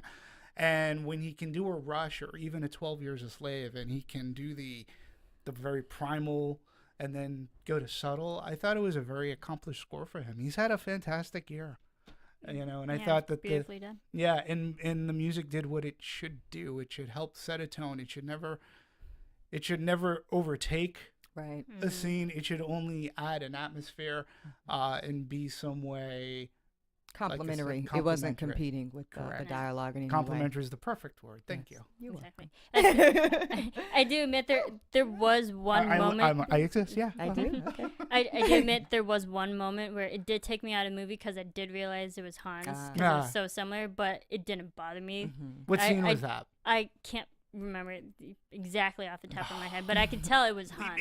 Just all of his music because I'm a big fan of Hans. I've Yeah. listened to most of his music, so there was just that one moment I was quickly taken out of the movie. But Phil, overall, what it was are well your done. thoughts on the score? I didn't realize that it was Hans Zimmer, but there was definitely points when I was listening to it, I was like, this kind of sounds like the ending to Inception. yes, Good with the soft piano. and the violins Yeah. that was going on. But in then, the scores. what I loved about it is you had such a mix of, you had score, then you had Solomon's violin, and then you had slave songs for, is it, pardon if I don't know the term. I'll say it for you, Phil. That's Negro spirituals. Fair enough. There you go. Go But ahead. can you Thank you. speak, because Yeah, no, that's a huge. Actually, how could I forget that incredibly powerful scene at the burial of Oh that's- yes, exactly. my God. I have that in my. notes as Yeah, well. no, the use of Negro spirituals incredibly significant, because just as much as the overseers and slave masters used religion to condone slavery, we as Black people, coming from African heritage and maybe Christianity not necessarily being our native religion, but to the extent we were exposed to it here, it became our only lifeline. And we held on to it with everything we had. So, yeah, certainly. And that's why the Negro spiritual in many churches across this country still persist in some way, shape, or form, because it is kind of that foundational root. And even modern jazz, modern R&B, you listen to Ray Charles, all of those influences date back to gospel, which indeed date back to the foundation of the Negro spiritual in that way. So and the particular burial scene, I found it in just the character-wise, when Solomon, because throughout the whole movie we see everyone singing, but Solomon hasn't yet. Right. And this one, Solomon finally gives in and he starts singing. I felt that at this point in the movie, he kind of accepts that he is a slave, just like everyone. He realizes his possible fate. I think I'm half with you on that, Marissa. I think it was a moment of acceptance for him, but not necessarily that I'm now going to acquiesce to slavery in the way that I see these others. Maybe more so, I'm going to stop resisting the community that I am a part of in this way. So not necessarily embracing himself as a slave, but joining into the community around him and like understanding solidarity. But I still agree. seeing himself as separate and not buying into the slave mentality, but while still embracing the community, which was beautiful. Yes, it was a very well done scene. Absolutely. So this movie, overall, it was beautifully executed, and it's coming upon award season now. Do you think with the actors and whatnot that they should get recognized for this type of movie? Yeah, absolutely. I mean, from a movie standpoint, as I talked about earlier, what's amazing about this movie in particular is the momentum that it's gaining. It is, at this point, it's becoming a freight train, and it's going to be, we're going into the award season. We're going into the holiday season, which is predominantly a big commercial movies. And this movie is going to continue to weave its path through the Ender's Game, through the Hunger Games, through, all of these other big movies, for entertainment purposes. And, then it's got some other, we still have like American Hustle, Wolf of Wall Street coming out. But this movie, because, and again, I'll bring this up to marketing, I think that, they've done a fantastic job. They picked, it was very smart of them to go from late December to early October because they're able to build that swell. So come December 31st is what, that's the last day for the year. Last time a movie can, you have to open up your movie before that date in order to be considered. This movie is building up such a swell already, so that even though all these other big blockbusters are going to come out, 12 Years a Slave is going to continue to grow. It'll be continued to talk about. It'll be talked about in December. It'll be talked about in January. The story with 12 Years a Slave is still relevant no matter what time of year you're watching it. Yeah. And so that's the great thing about this movie. It's so timeless. Yeah. And so when it comes Academy time, I would be shocked if it wasn't up for things like Best Picture. I would be shocked if Chiwetel didn't get Best Actor nomination, if Fassbender didn't get Best Supporting Actor, if Steve McQueen didn't get, even Lupita, she such a breakout role, breakout role. Yeah. So she's gonna be working for the rest of her life now. She's amazing. I have to say this though, this is interesting. First, a question for everybody, including you, Phil. Anybody on any of your social media timelines, Facebook or Twitter or anything, saying that they were not going to see the movie? Did you guys see any of that? No. I haven't. I haven't read anything about people not wanting to see it. Yeah. I always hear about the people who have seen it and then want to talk about it. Okay, but nobody's saying I'm not going to see it. Yeah, I haven't encountered. In fact, I've encountered the opposite. I've encountered this seems to be the must see. I'm really glad you're saying that. Phil, same with you. No, you've not seen any opposition? I hear a lot of people that were resistant to see it, but then did see it and love that they forced themselves to watch it. Okay, so I have not seen any non-Black people resistant to seeing this movie. In fact, it's exactly what you just described. They've been very, not excited, but curious, intellectually stimulated, and motivated to go see the film. I have seen many in my community say that they have they are upset about the film. They don't want to go see it. And again, I think it goes, and this is surprising. Yeah, and that's why I just had to use this platform to speak about this, because it goes back to this issue of shame. The narrative goes, I am tired of seeing films that depict us in a subservient way, whether it's The Help. And that's why I brought it up for this conversation, because there was a lot of backlash. I thought Octavia Spencer was amazing in The Help. I also thought Viola Davis was, and all the actresses were. But there's a lot of backlash for, why do we only get Academy recognition when we are in those types of roles? So all that to say, I wanted to know from you guys, and I wanted to share my opinion on it.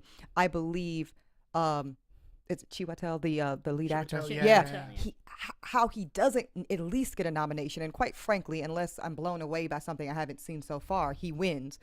But I know that he will receive backlash probably from the Black community, because again, of course he gets it because he's playing a slave. Because of the ignorance of not understanding, he's not just playing a slave, he's telling the story of American survival and resilience and perseverance. I mean, exactly. to me, and I think this is what makes the movie above and beyond what you were saying. Yes. To me, again, as I was watching it, I apologize for being repetitive, but you guessed. Yeah. What I was saying, I'm a huge movie fan and I love science fiction a lot. To me, this played almost like a bizarre Twilight Zone episode, where you take an everyday man who has the normal life. Normalcy. He's got the family. He's got this. And then he's ripped away from that. Yes. He's thrown into the slavery. He's thrown into a world he's so unfamiliar with. And why am I here? Yes. And usually stories like in science fiction, usually very good science fiction always holds a mirror up to society.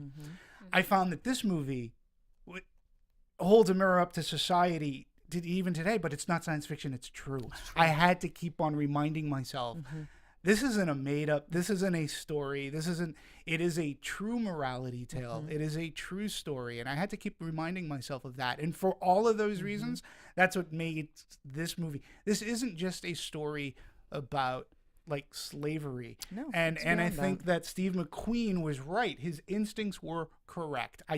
He didn't want to make a slavery movie. It was best to see what happens when you are dehumanized, what happens when your identity is stripped. It's a story about identity. It's identity. It's a story about identity. I have two questions for you guys. Well, one's a question, one's a point.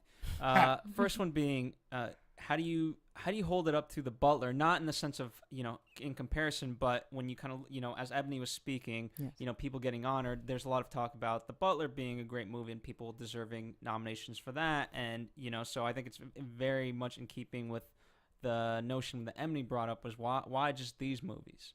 And and so also, how do you kind of, for lack of a better term, split the votes? In terms of like, okay, well, is The Butler going to take certain things, whether nominations or awards, or does 12 Years a Slave?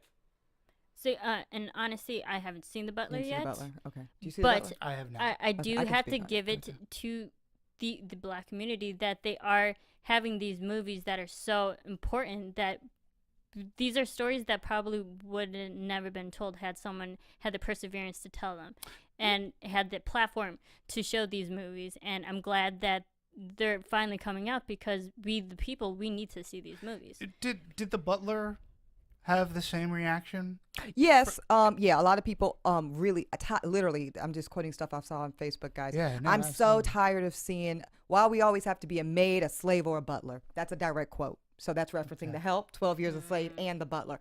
But I understand the frustration. So don't get me twisted here. There is a desire for many in the Black community to also see stories of Booker T. Washington, to see stories of Madam C.J. Walker. I was talking about on Boardwalk, to see stories of Blacks who are professionals, Blacks who have a story of prosperity in this country. And because those stories are out there too, and they're also not being told. And there was the movie that just came out, like, I believe, recently, Red Tails 2, about the Tuskegee men and girl, stuff. No. Yeah. I mean, good story, not well done. I don't know if you saw it. It was poorly done.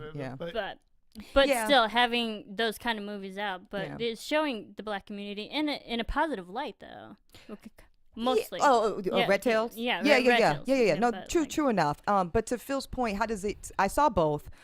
The Butler was a good film. I don't have anything negative to say about it, except for, to be honest, I was a bit disappointed by the film. I expected more of Lee Daniels, especially coming off of his work with Precious, and even his production of Monsters Ball, whether you liked the film or didn't. I expect him to push it to the edge. Yeah. And nothing about The Butler felt to the edge. In fact, I left the theater feeling, where's the soul-wrenching connectedness that I did feel in 12 Years a Slave? Okay, And so you felt it. I'm glad you mentioned Monsters Ball, and I was with Lionsgate when we released that, and for us it was a really big deal with Halle Berry winning that Academy Award, and it, and being at that time, Lionsgate was a much different entity than it is today. So the mere fact that we got that movie recognized, that we got her recognized or helped get her recognized, and the mere fact that she won wasn't about. I mean, it was an amazing moment. So watching the Academy Awards and again when you talk about positive, and she was fantastic. Her acceptance speech. Yeah. Oh, of course, she's amazing. Yeah, and. But a lot of people, a lot of backlash. There again, a lot of backlash. I mean, there are people to this day that will not even acknowledge her win. Double-edged sword. Really. Yeah. Well, also, Go ahead, Phil. Kerry Washington, there was a huge debate about whether she should have gotten something at the Emmys for her, role in Scandal. Right. And, it's ironic enough that Siobhan actually, our earlier guest kind of shed some light onto this. Yeah, she's doing a great job, and she's opening up the doors for black actresses. But look at who she's portraying. The only, she's sleeping with a white man on TV, and that's her claim to fame. You know what I mean? As a character. That's the argument. That's going to always be the argument. I actually don't buy that personally, because here's the deal. That is, it's a story. It's a fiction. Get over it. If you don't like it, quite frankly, you know what I mean? It's like, I'm so sorry that there's not a special formula that is the perfect black role for us to get acknowledged for. Kerry Washington's fantastic in the role. There's been other black women who've slept with white men that aren't and shouldn't be nominated for a damn thing. Sure. And so that's just the way the cookie crumbles. But I've heard that too, Phil. I've heard that too. But that's true. So I just hope that this movie does get the recognition it does deserve because it was really well done. Yeah, and if it doesn't get a nomination, then shame on Hollywood. I think it'll get nominated for sure. For Best Picture. Oh, absolutely. Yeah. I mean, how can it not? I mean, Definitely again, Best Director. absolutely. So I'm sorry, Phil. Let me ask you this, Dimitri, because you're so inside on the politics of all this to a degree. Let me ask you, because, screeners are sent out. People go on family vacations. Sure. And they go through these, quote, right before nominations happen. Sure. And, what's a white family going to watch? Wolf on Wolf of Wall Street or 12 Years a Slave, It's a great question. The screener program, for the Academy, it's a prestige thing. I think getting 12 years, when that shows up in the mail, it's a prestige thing. On the family vacation, it may not be the family vacation movie like, hey kids, let's sit down and watch 12 Years a Slave, but I do think it still will be watched via screener heavily. Because you won't be able to avoid it. Turn away from it. Yeah, you can't, and you're not gonna. To be a responsible Academy member, how can you not? Now, I'm a big fan of going to the movie to make your judgments about this. I feel 12 Years a Slave. Yeah, it'll be a big quote unquote get when it comes time to screener time. But you're right. I mean, they're not going to show it during the family ski vacation in Aspen, but it will be watched, and I think, dare I say, I think it'll probably be passed around a lot too. I think it'll be, hey, so. well, yeah. I mean, it's not going to perpetuate the movie business, which I would much rather them go to the movies to see the movie, but it will be, hey neighbor, I just saw this movie, and so, and again, when you talk about groundswell, this kind of talk that we're having, it's not unlike what everybody else who's seeing this movie is having too. The movie forces this kind of a conversation, which I think for movies is fantastic. It's why we do this show. So the screener program will perpetuate hopefully people to get out, and because the good word of mouth, and to the point of it's not a typical slave story. It is not. really about like Identity. what you were saying. It's Very totally little, about identity. like the percentage for the people who actually regain their freedom is so low. Yeah. What do you It's- think, it's- Phil? Yeah. Sorry, I didn't mean to cut you off. No, Apologize. it was a concern of mine that and I kind of just wanted your insight on it. Yeah, Yeah, well, so- yeah. but- And I hope that, I mean, it's too important a film to not nominate. And if honestly, if that's the reasoning that it doesn't, shame on everybody. yeah, shame on let's just say, let's take importance out of it. It's too good of a film. It is good. It's too good of a film not to be nominated. Importance is one thing. We can be hand-fed and we can be, spoonfuls of importance. That doesn't make a movie good. This happens to be a very good movie that happens to be a very important movie. So, for those merits, they should judge it not because it's just important, but they should judge it because it is very I agree. good. Because honestly, if I don't expect many nominations for The Butler, to be honest with you, and I love Oprah Winfrey to death. Would give her my kidney. And same with Forrest Yeah, Whitaker. and He's amazing. honestly- But it was an important movie. To your point, not in my opinion the best. And honestly, because I still haven't seen The Butler, but I think that's why The Butler was so big, because we had Oprah's name on it. It helped. I mean, It obviously definitely yeah. helped. If that was It- Forrest Whitaker Yeah, and no, Octavia Spencer, probably not the same Yeah, reaction. absolutely. it definitely helps, but because we had Brad Pitt in this movie, and you think it would do kind of the same thing, but no, it didn't, and it didn't need it. And didn't Fox, need it. again, I will say, Fox Searchlight, they didn't go front and center with Brad Pitt. No. No, And and I'm 'cause glad it's that really- they didn't. Yeah, me too. I'm really So, glad they yeah, didn't. I'm In glad fact, that I they wish did. Brad would not have cast So- himself in the film, to be completely honest with you. Second person who said that today. Yep. Yeah. Especially in that role, it looked a little contrived, to be honest with you. And I like Brad Pitt as much as the next person, but you coming in to save the day, I didn't. It was contrived. Well, since we are But- talking, since I've brought up marketing, I think this is, I got this from the LA Times about Fox Searchlight agreed to distribute the movie independent. It's an independently financed movie. And some of the studio execs, as they always do, they were worried that the film might be too harsh for large numbers of moviegoers.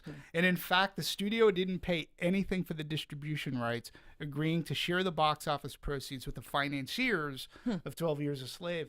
So, I find that to be, that's a great story from a marketing perspective. It was independently financed. We talked about how it was like 35 days. It was a 35-day shoot. Everything's up on the screen. And it just happens to be a very good movie with some very great performances as well. And you So can't, acted.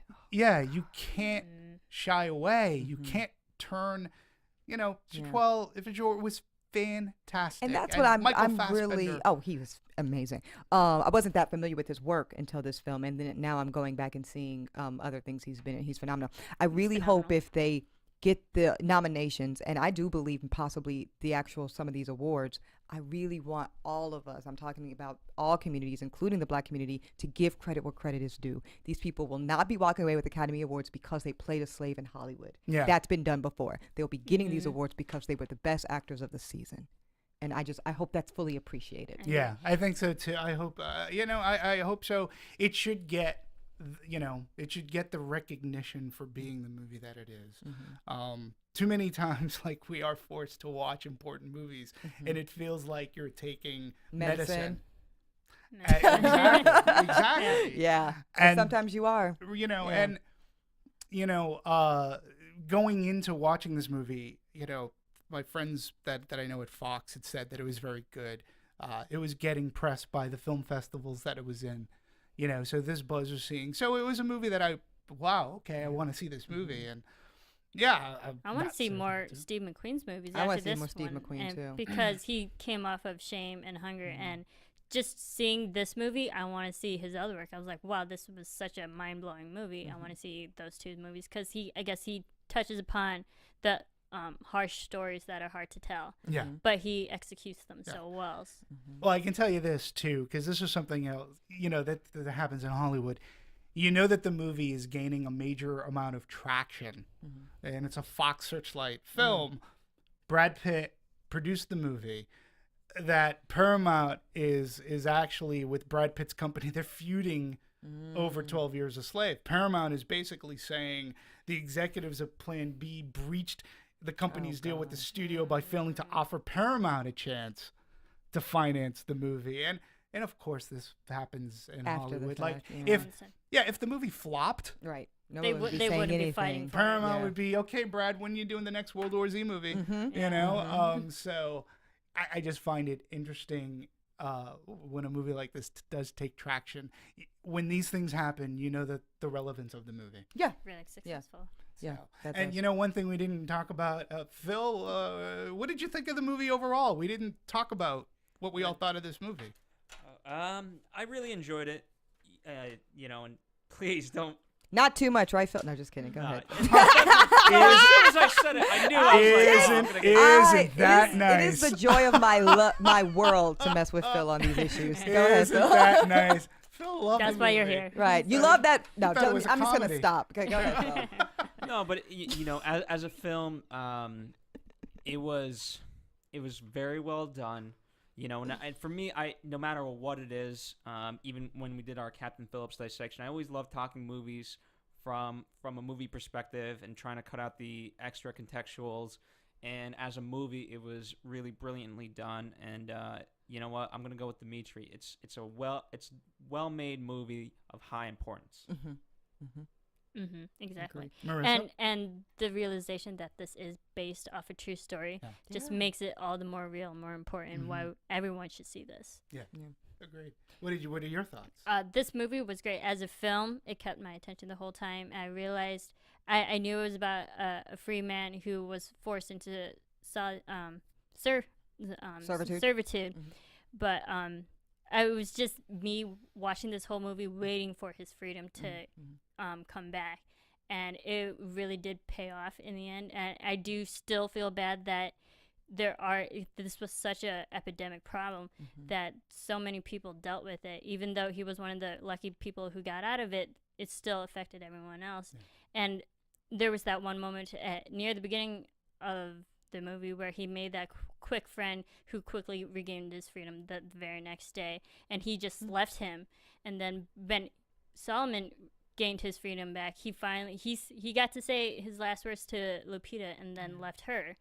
And it really just shows the importance of freedom, that it means so much to you, but it still affects everyone else. Here's what I want to say real fast before Ebony and Dimitri have their kind of final thoughts.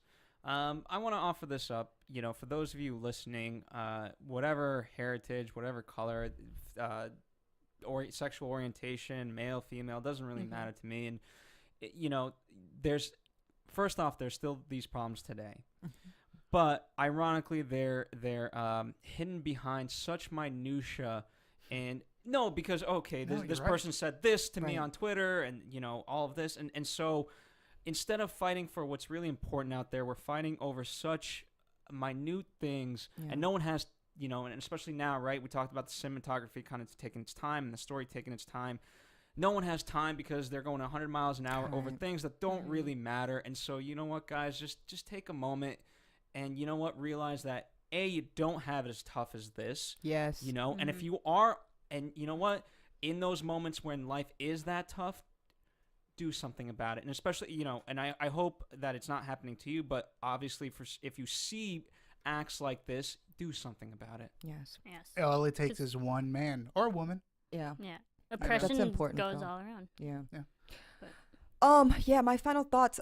Just again, such a beautiful story about shaping identity and holding on to it. I think it resonates again with me personally, not just because I'm a Black American, but because I feel like I'm a part of a generation who doesn't have an identity, who's lost, completely and utterly lost culturally. And so when I hear stories like, oh, Miley Cyrus is twerking, she's trying to emulate the Black community. Newsflash, that is not Blackness. Twerking is not the Black community. That is not Black culture. This story is beginning to touch on the beautifulness of what it is to be a Black American in this country. And it's not the only story like that. So I encourage filmmakers to have the kind of courage that Steve McQueen demonstrated in telling a story that, again, some people might not want to see, might be reluctant for whatever reasons, but they're important historically in shaping modern identity. Exactly. And as a Caucasian, I don't take claim for Miley Cyrus either. So. Good. Let's No just one get wants that her. off No, So Yeah. yeah, I was just, I think I was. If you couldn't figure out how I feel about this movie already, yeah, I think this was a really good movie, and I do agree with that author from the Boston Globe. I think it is this country's Schindler's List, but above and beyond, it didn't feel like medicine to me.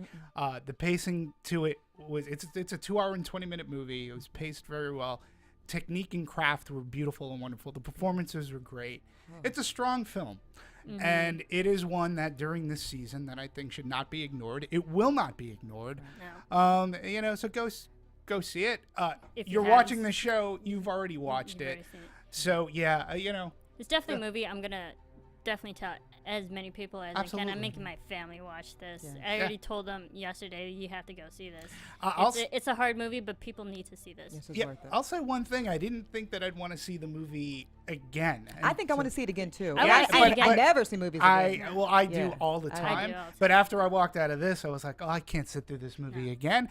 After my research and letting it sink in, I think I could. Yeah. And maybe I'll even look at it with a different perspective, which is the most beautiful thing about movies, and that's why we're here. Yes, and I give it to everyone who was involved in this movie. It's so beautifully crafted and such amazing story that I have never heard about before, but it really opened my eyes to the harshness of what really has happened and what still resonates today within communities themselves, but it's something that everyone needs to see and be told. So thank you so much for listening to everyone and our discussions about this amazing movie. Where can the people find you? Everywhere, We wanna talk Marissa. about this. They can Even find more. me on Twitter at Ebony_K, EbonyKWilliams.com. You can see my political thoughts and whatnot. Catch me on K Talk, AM 1150, Monday, Tuesday, and Wednesday of this week and every other week. All kinds of fun stuff. Excellent. And Dimitri, where can we find you? I have a memory like a sieve.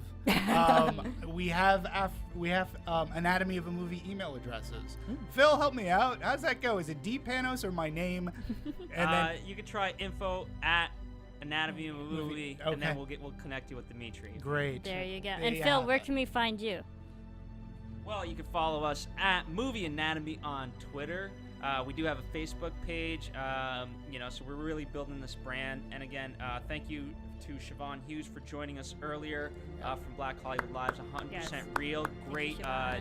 different Thanks, perspective at this movie. And thank you, Ebony K. Yes, Williams, thank for you, joining Ebony, us as for well. joining us. Oh, wait, can I also shout out Black Hollywood Live's Justices Serve, which I host every Friday with my Oh, co-host yes. Mari.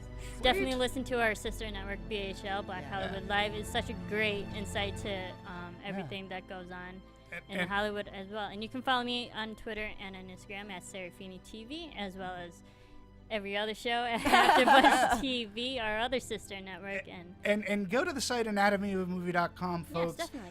Phil, Marissa did a great job putting this together. They allow you to make comments. We want to read your comments. And go to the movies. And then come back, Yes. watch our shows. Talk We're a about it perfect with us. Talk about it with us. Let us know what you think. Thank you very All much. right. Thank you, everyone. We'll see you for the next film.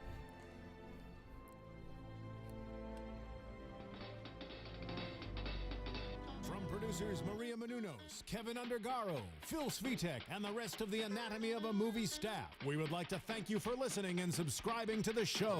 If you have any questions or comments, feel free to email or tweet us. I'm Sir Richard Wentworth, and this has been Anatomy of a Movie.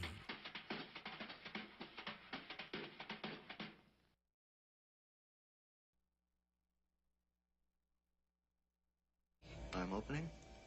We have an eye, sort of a nostril, 2 teeth. One of the teeth has a small cavity. Close call, folks, but I think we got here just in time. Presented by Maria Menounos and Kevin Undergaro. This is Anatomy of a Movie. In-depth discussions and breakdowns of various movie titles. And now that you've seen the movie, let the dissection begin.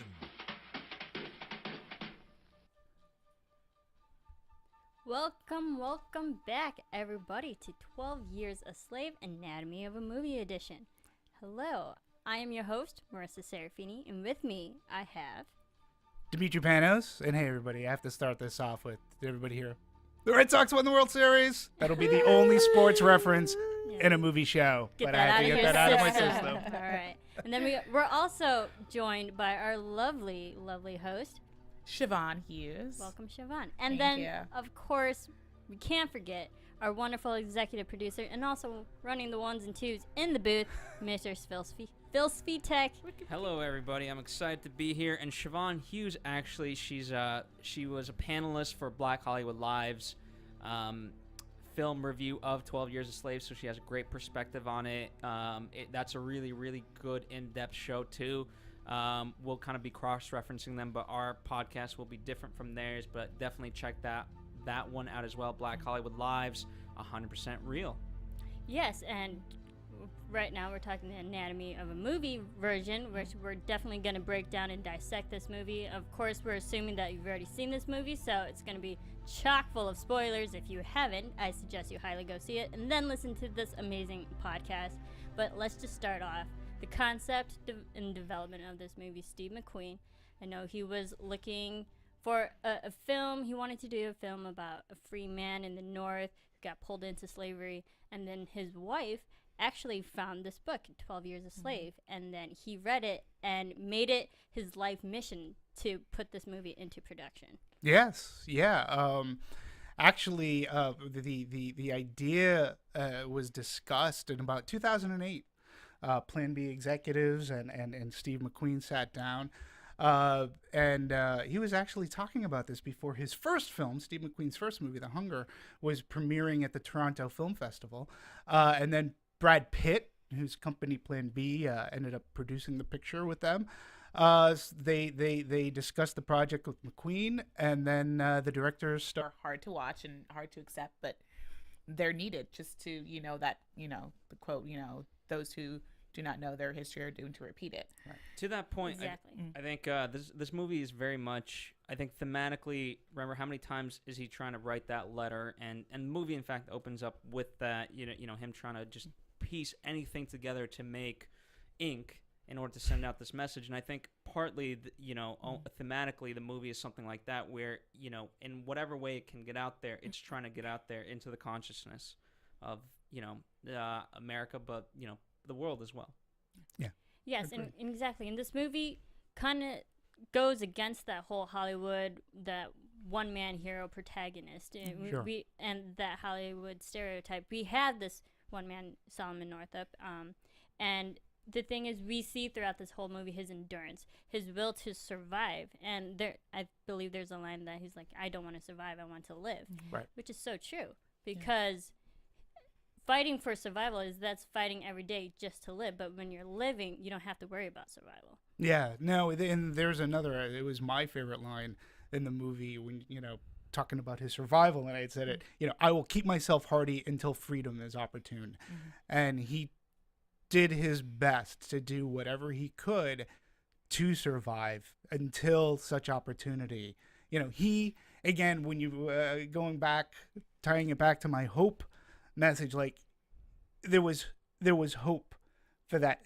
There was hope that at some point there is going to be an opportunity for me to either tell my story to somebody who's sympathetic and empathetic to me, that I'm like, and hopefully this will not last for the remainder of my life, and I have to live on that string of hope to get back home. I'm curious though as to why, when that boat scene where they're being shuttled down to wherever they're being sold, a lot of the people already had seemed to have given up, and I'm curious as to why his character in particular was not going to do that.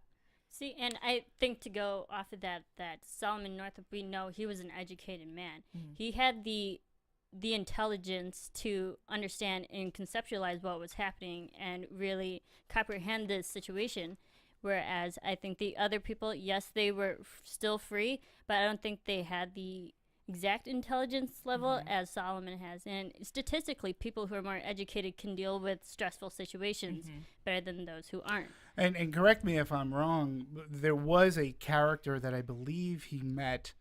I believe it was on the boat or just before getting on the boat. There was a character that he met, and the guy said, look, Don't say anything. Don't say anything. And it's a freight train. It talks about the little movie that could, pretty much. Because, and what's different about this movie is that the story, what's going on in this film will last forever, because it is based off a true story of Solomon Northup, a free man from New York, Right. who was captured into slavery and was forced to be a slave for 12 years. But because this movie is based on a true story, it touches upon all the racial problems that America had back in the 1800s when all this really was happening. And this movie felt kind of like an Anne Frank type of biography to me. But this movie happened way before World War II even happened. So I think the prevalence of what's happening in this movie will have legacy. And even though people didn't see it, a lot of people didn't see it as much as they should, it will still have its legacy. And I think people will go out to see it. I think it's I think it's a very important movie. I had read a review over this past weekend that came from the Boston Globe, and I believe the writer of the article, the review, was Ty Burr. And he said of this movie, he's like, as far as American history goes, this is the American history. This is our Schindler's List.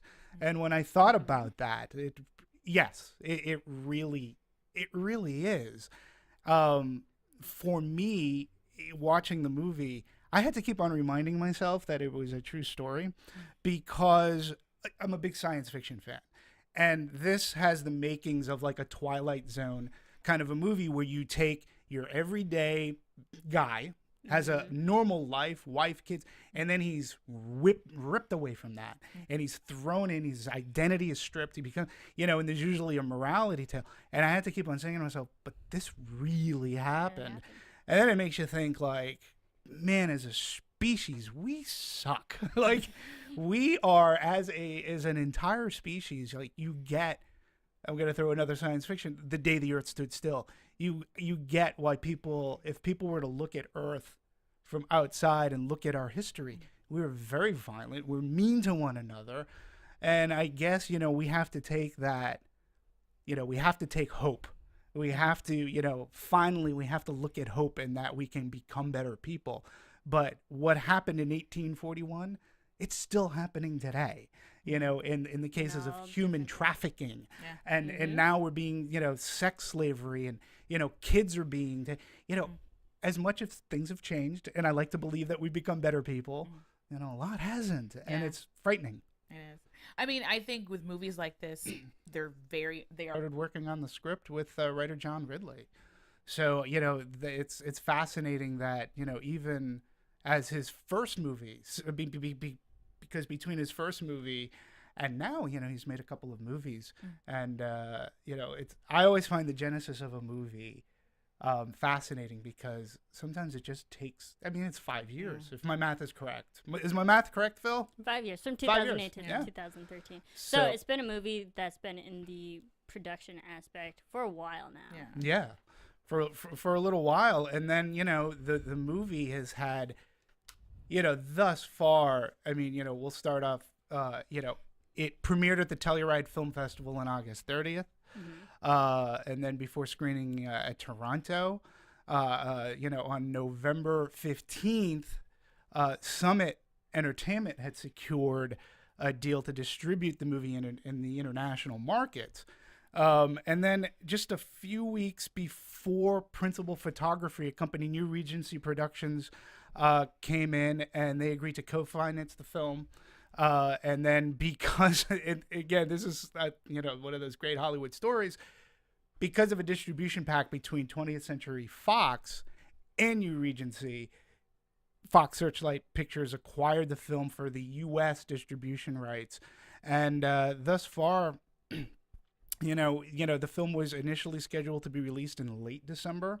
They figured they had a good movie. And I can understand why, because late December, usually November, like October to even January of the next year, that's the whole Oscar season, Academy Award. Yeah, but so you I can have stand why they wanted to release it late later, Yeah. so it'd be like fresh in people's minds to remember it for Yeah, and award season. you know, and you have to release before December 31st to be considered for 2013.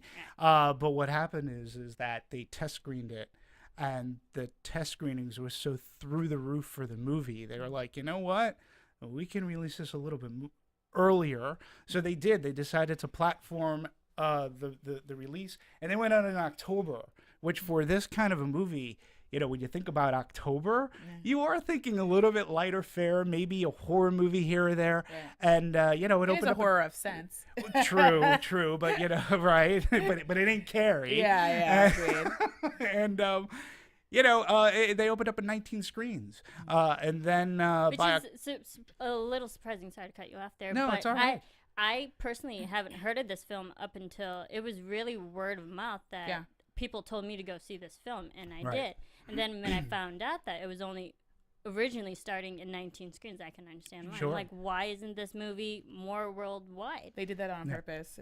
Was it Fox Searchlight? Searchlight has released it domestically. They did it on purpose. They wanted that word of mouth. They wanted that buzz, which I think is a lot more in this day and age with social media, is a lot more powerful than, getting the well-known critics to review your film, and release it wide. And it worked too, because I was told by people to go see it, and I'm telling other people to go see it. Yeah, and then it's already increased by October 25th.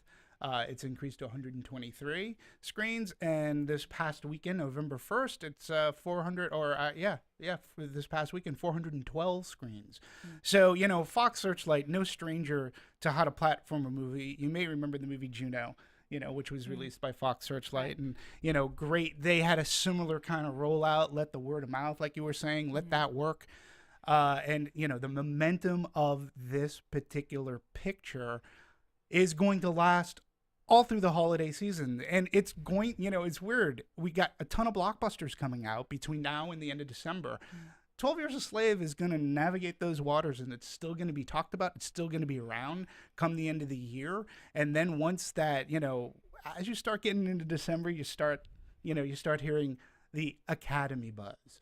And once that picks up, this movie, in my opinion, will definitely be on the top of a lot of people's lists, and that'll continue that fuel for the fire, so to speak, and it'll continue to play out. Right. I think it even helps just the award race for the actors in the film. Sure. Like Michael Fassbender said, he just after the whole tremendous effort of campaigning last year for Shame, he's like, I'm not doing it again. So I think this year we can safely say he probably doesn't need to do much. My whole thought on that, and I get it, and I respect him saying that. Trust me, Fox Searchlight, if they want him to really push, they will pay him to act like a nominee. So and he'll most likely take it. I'm sure he'll do an interview or two. I get what he's saying, and we can talk about the Academy Awards and politics later on, but I totally see where he was coming from, I think that, the other cool thing about this movie is that, when you talk about opening on 19 screens, its opening weekend was $923,000. So, we're almost at $1 million on 19 screens. That's incredible. And to date, since then, it's up to 9.4 million as of yesterday, November 5th. For a movie that's on 412 screens, that says something.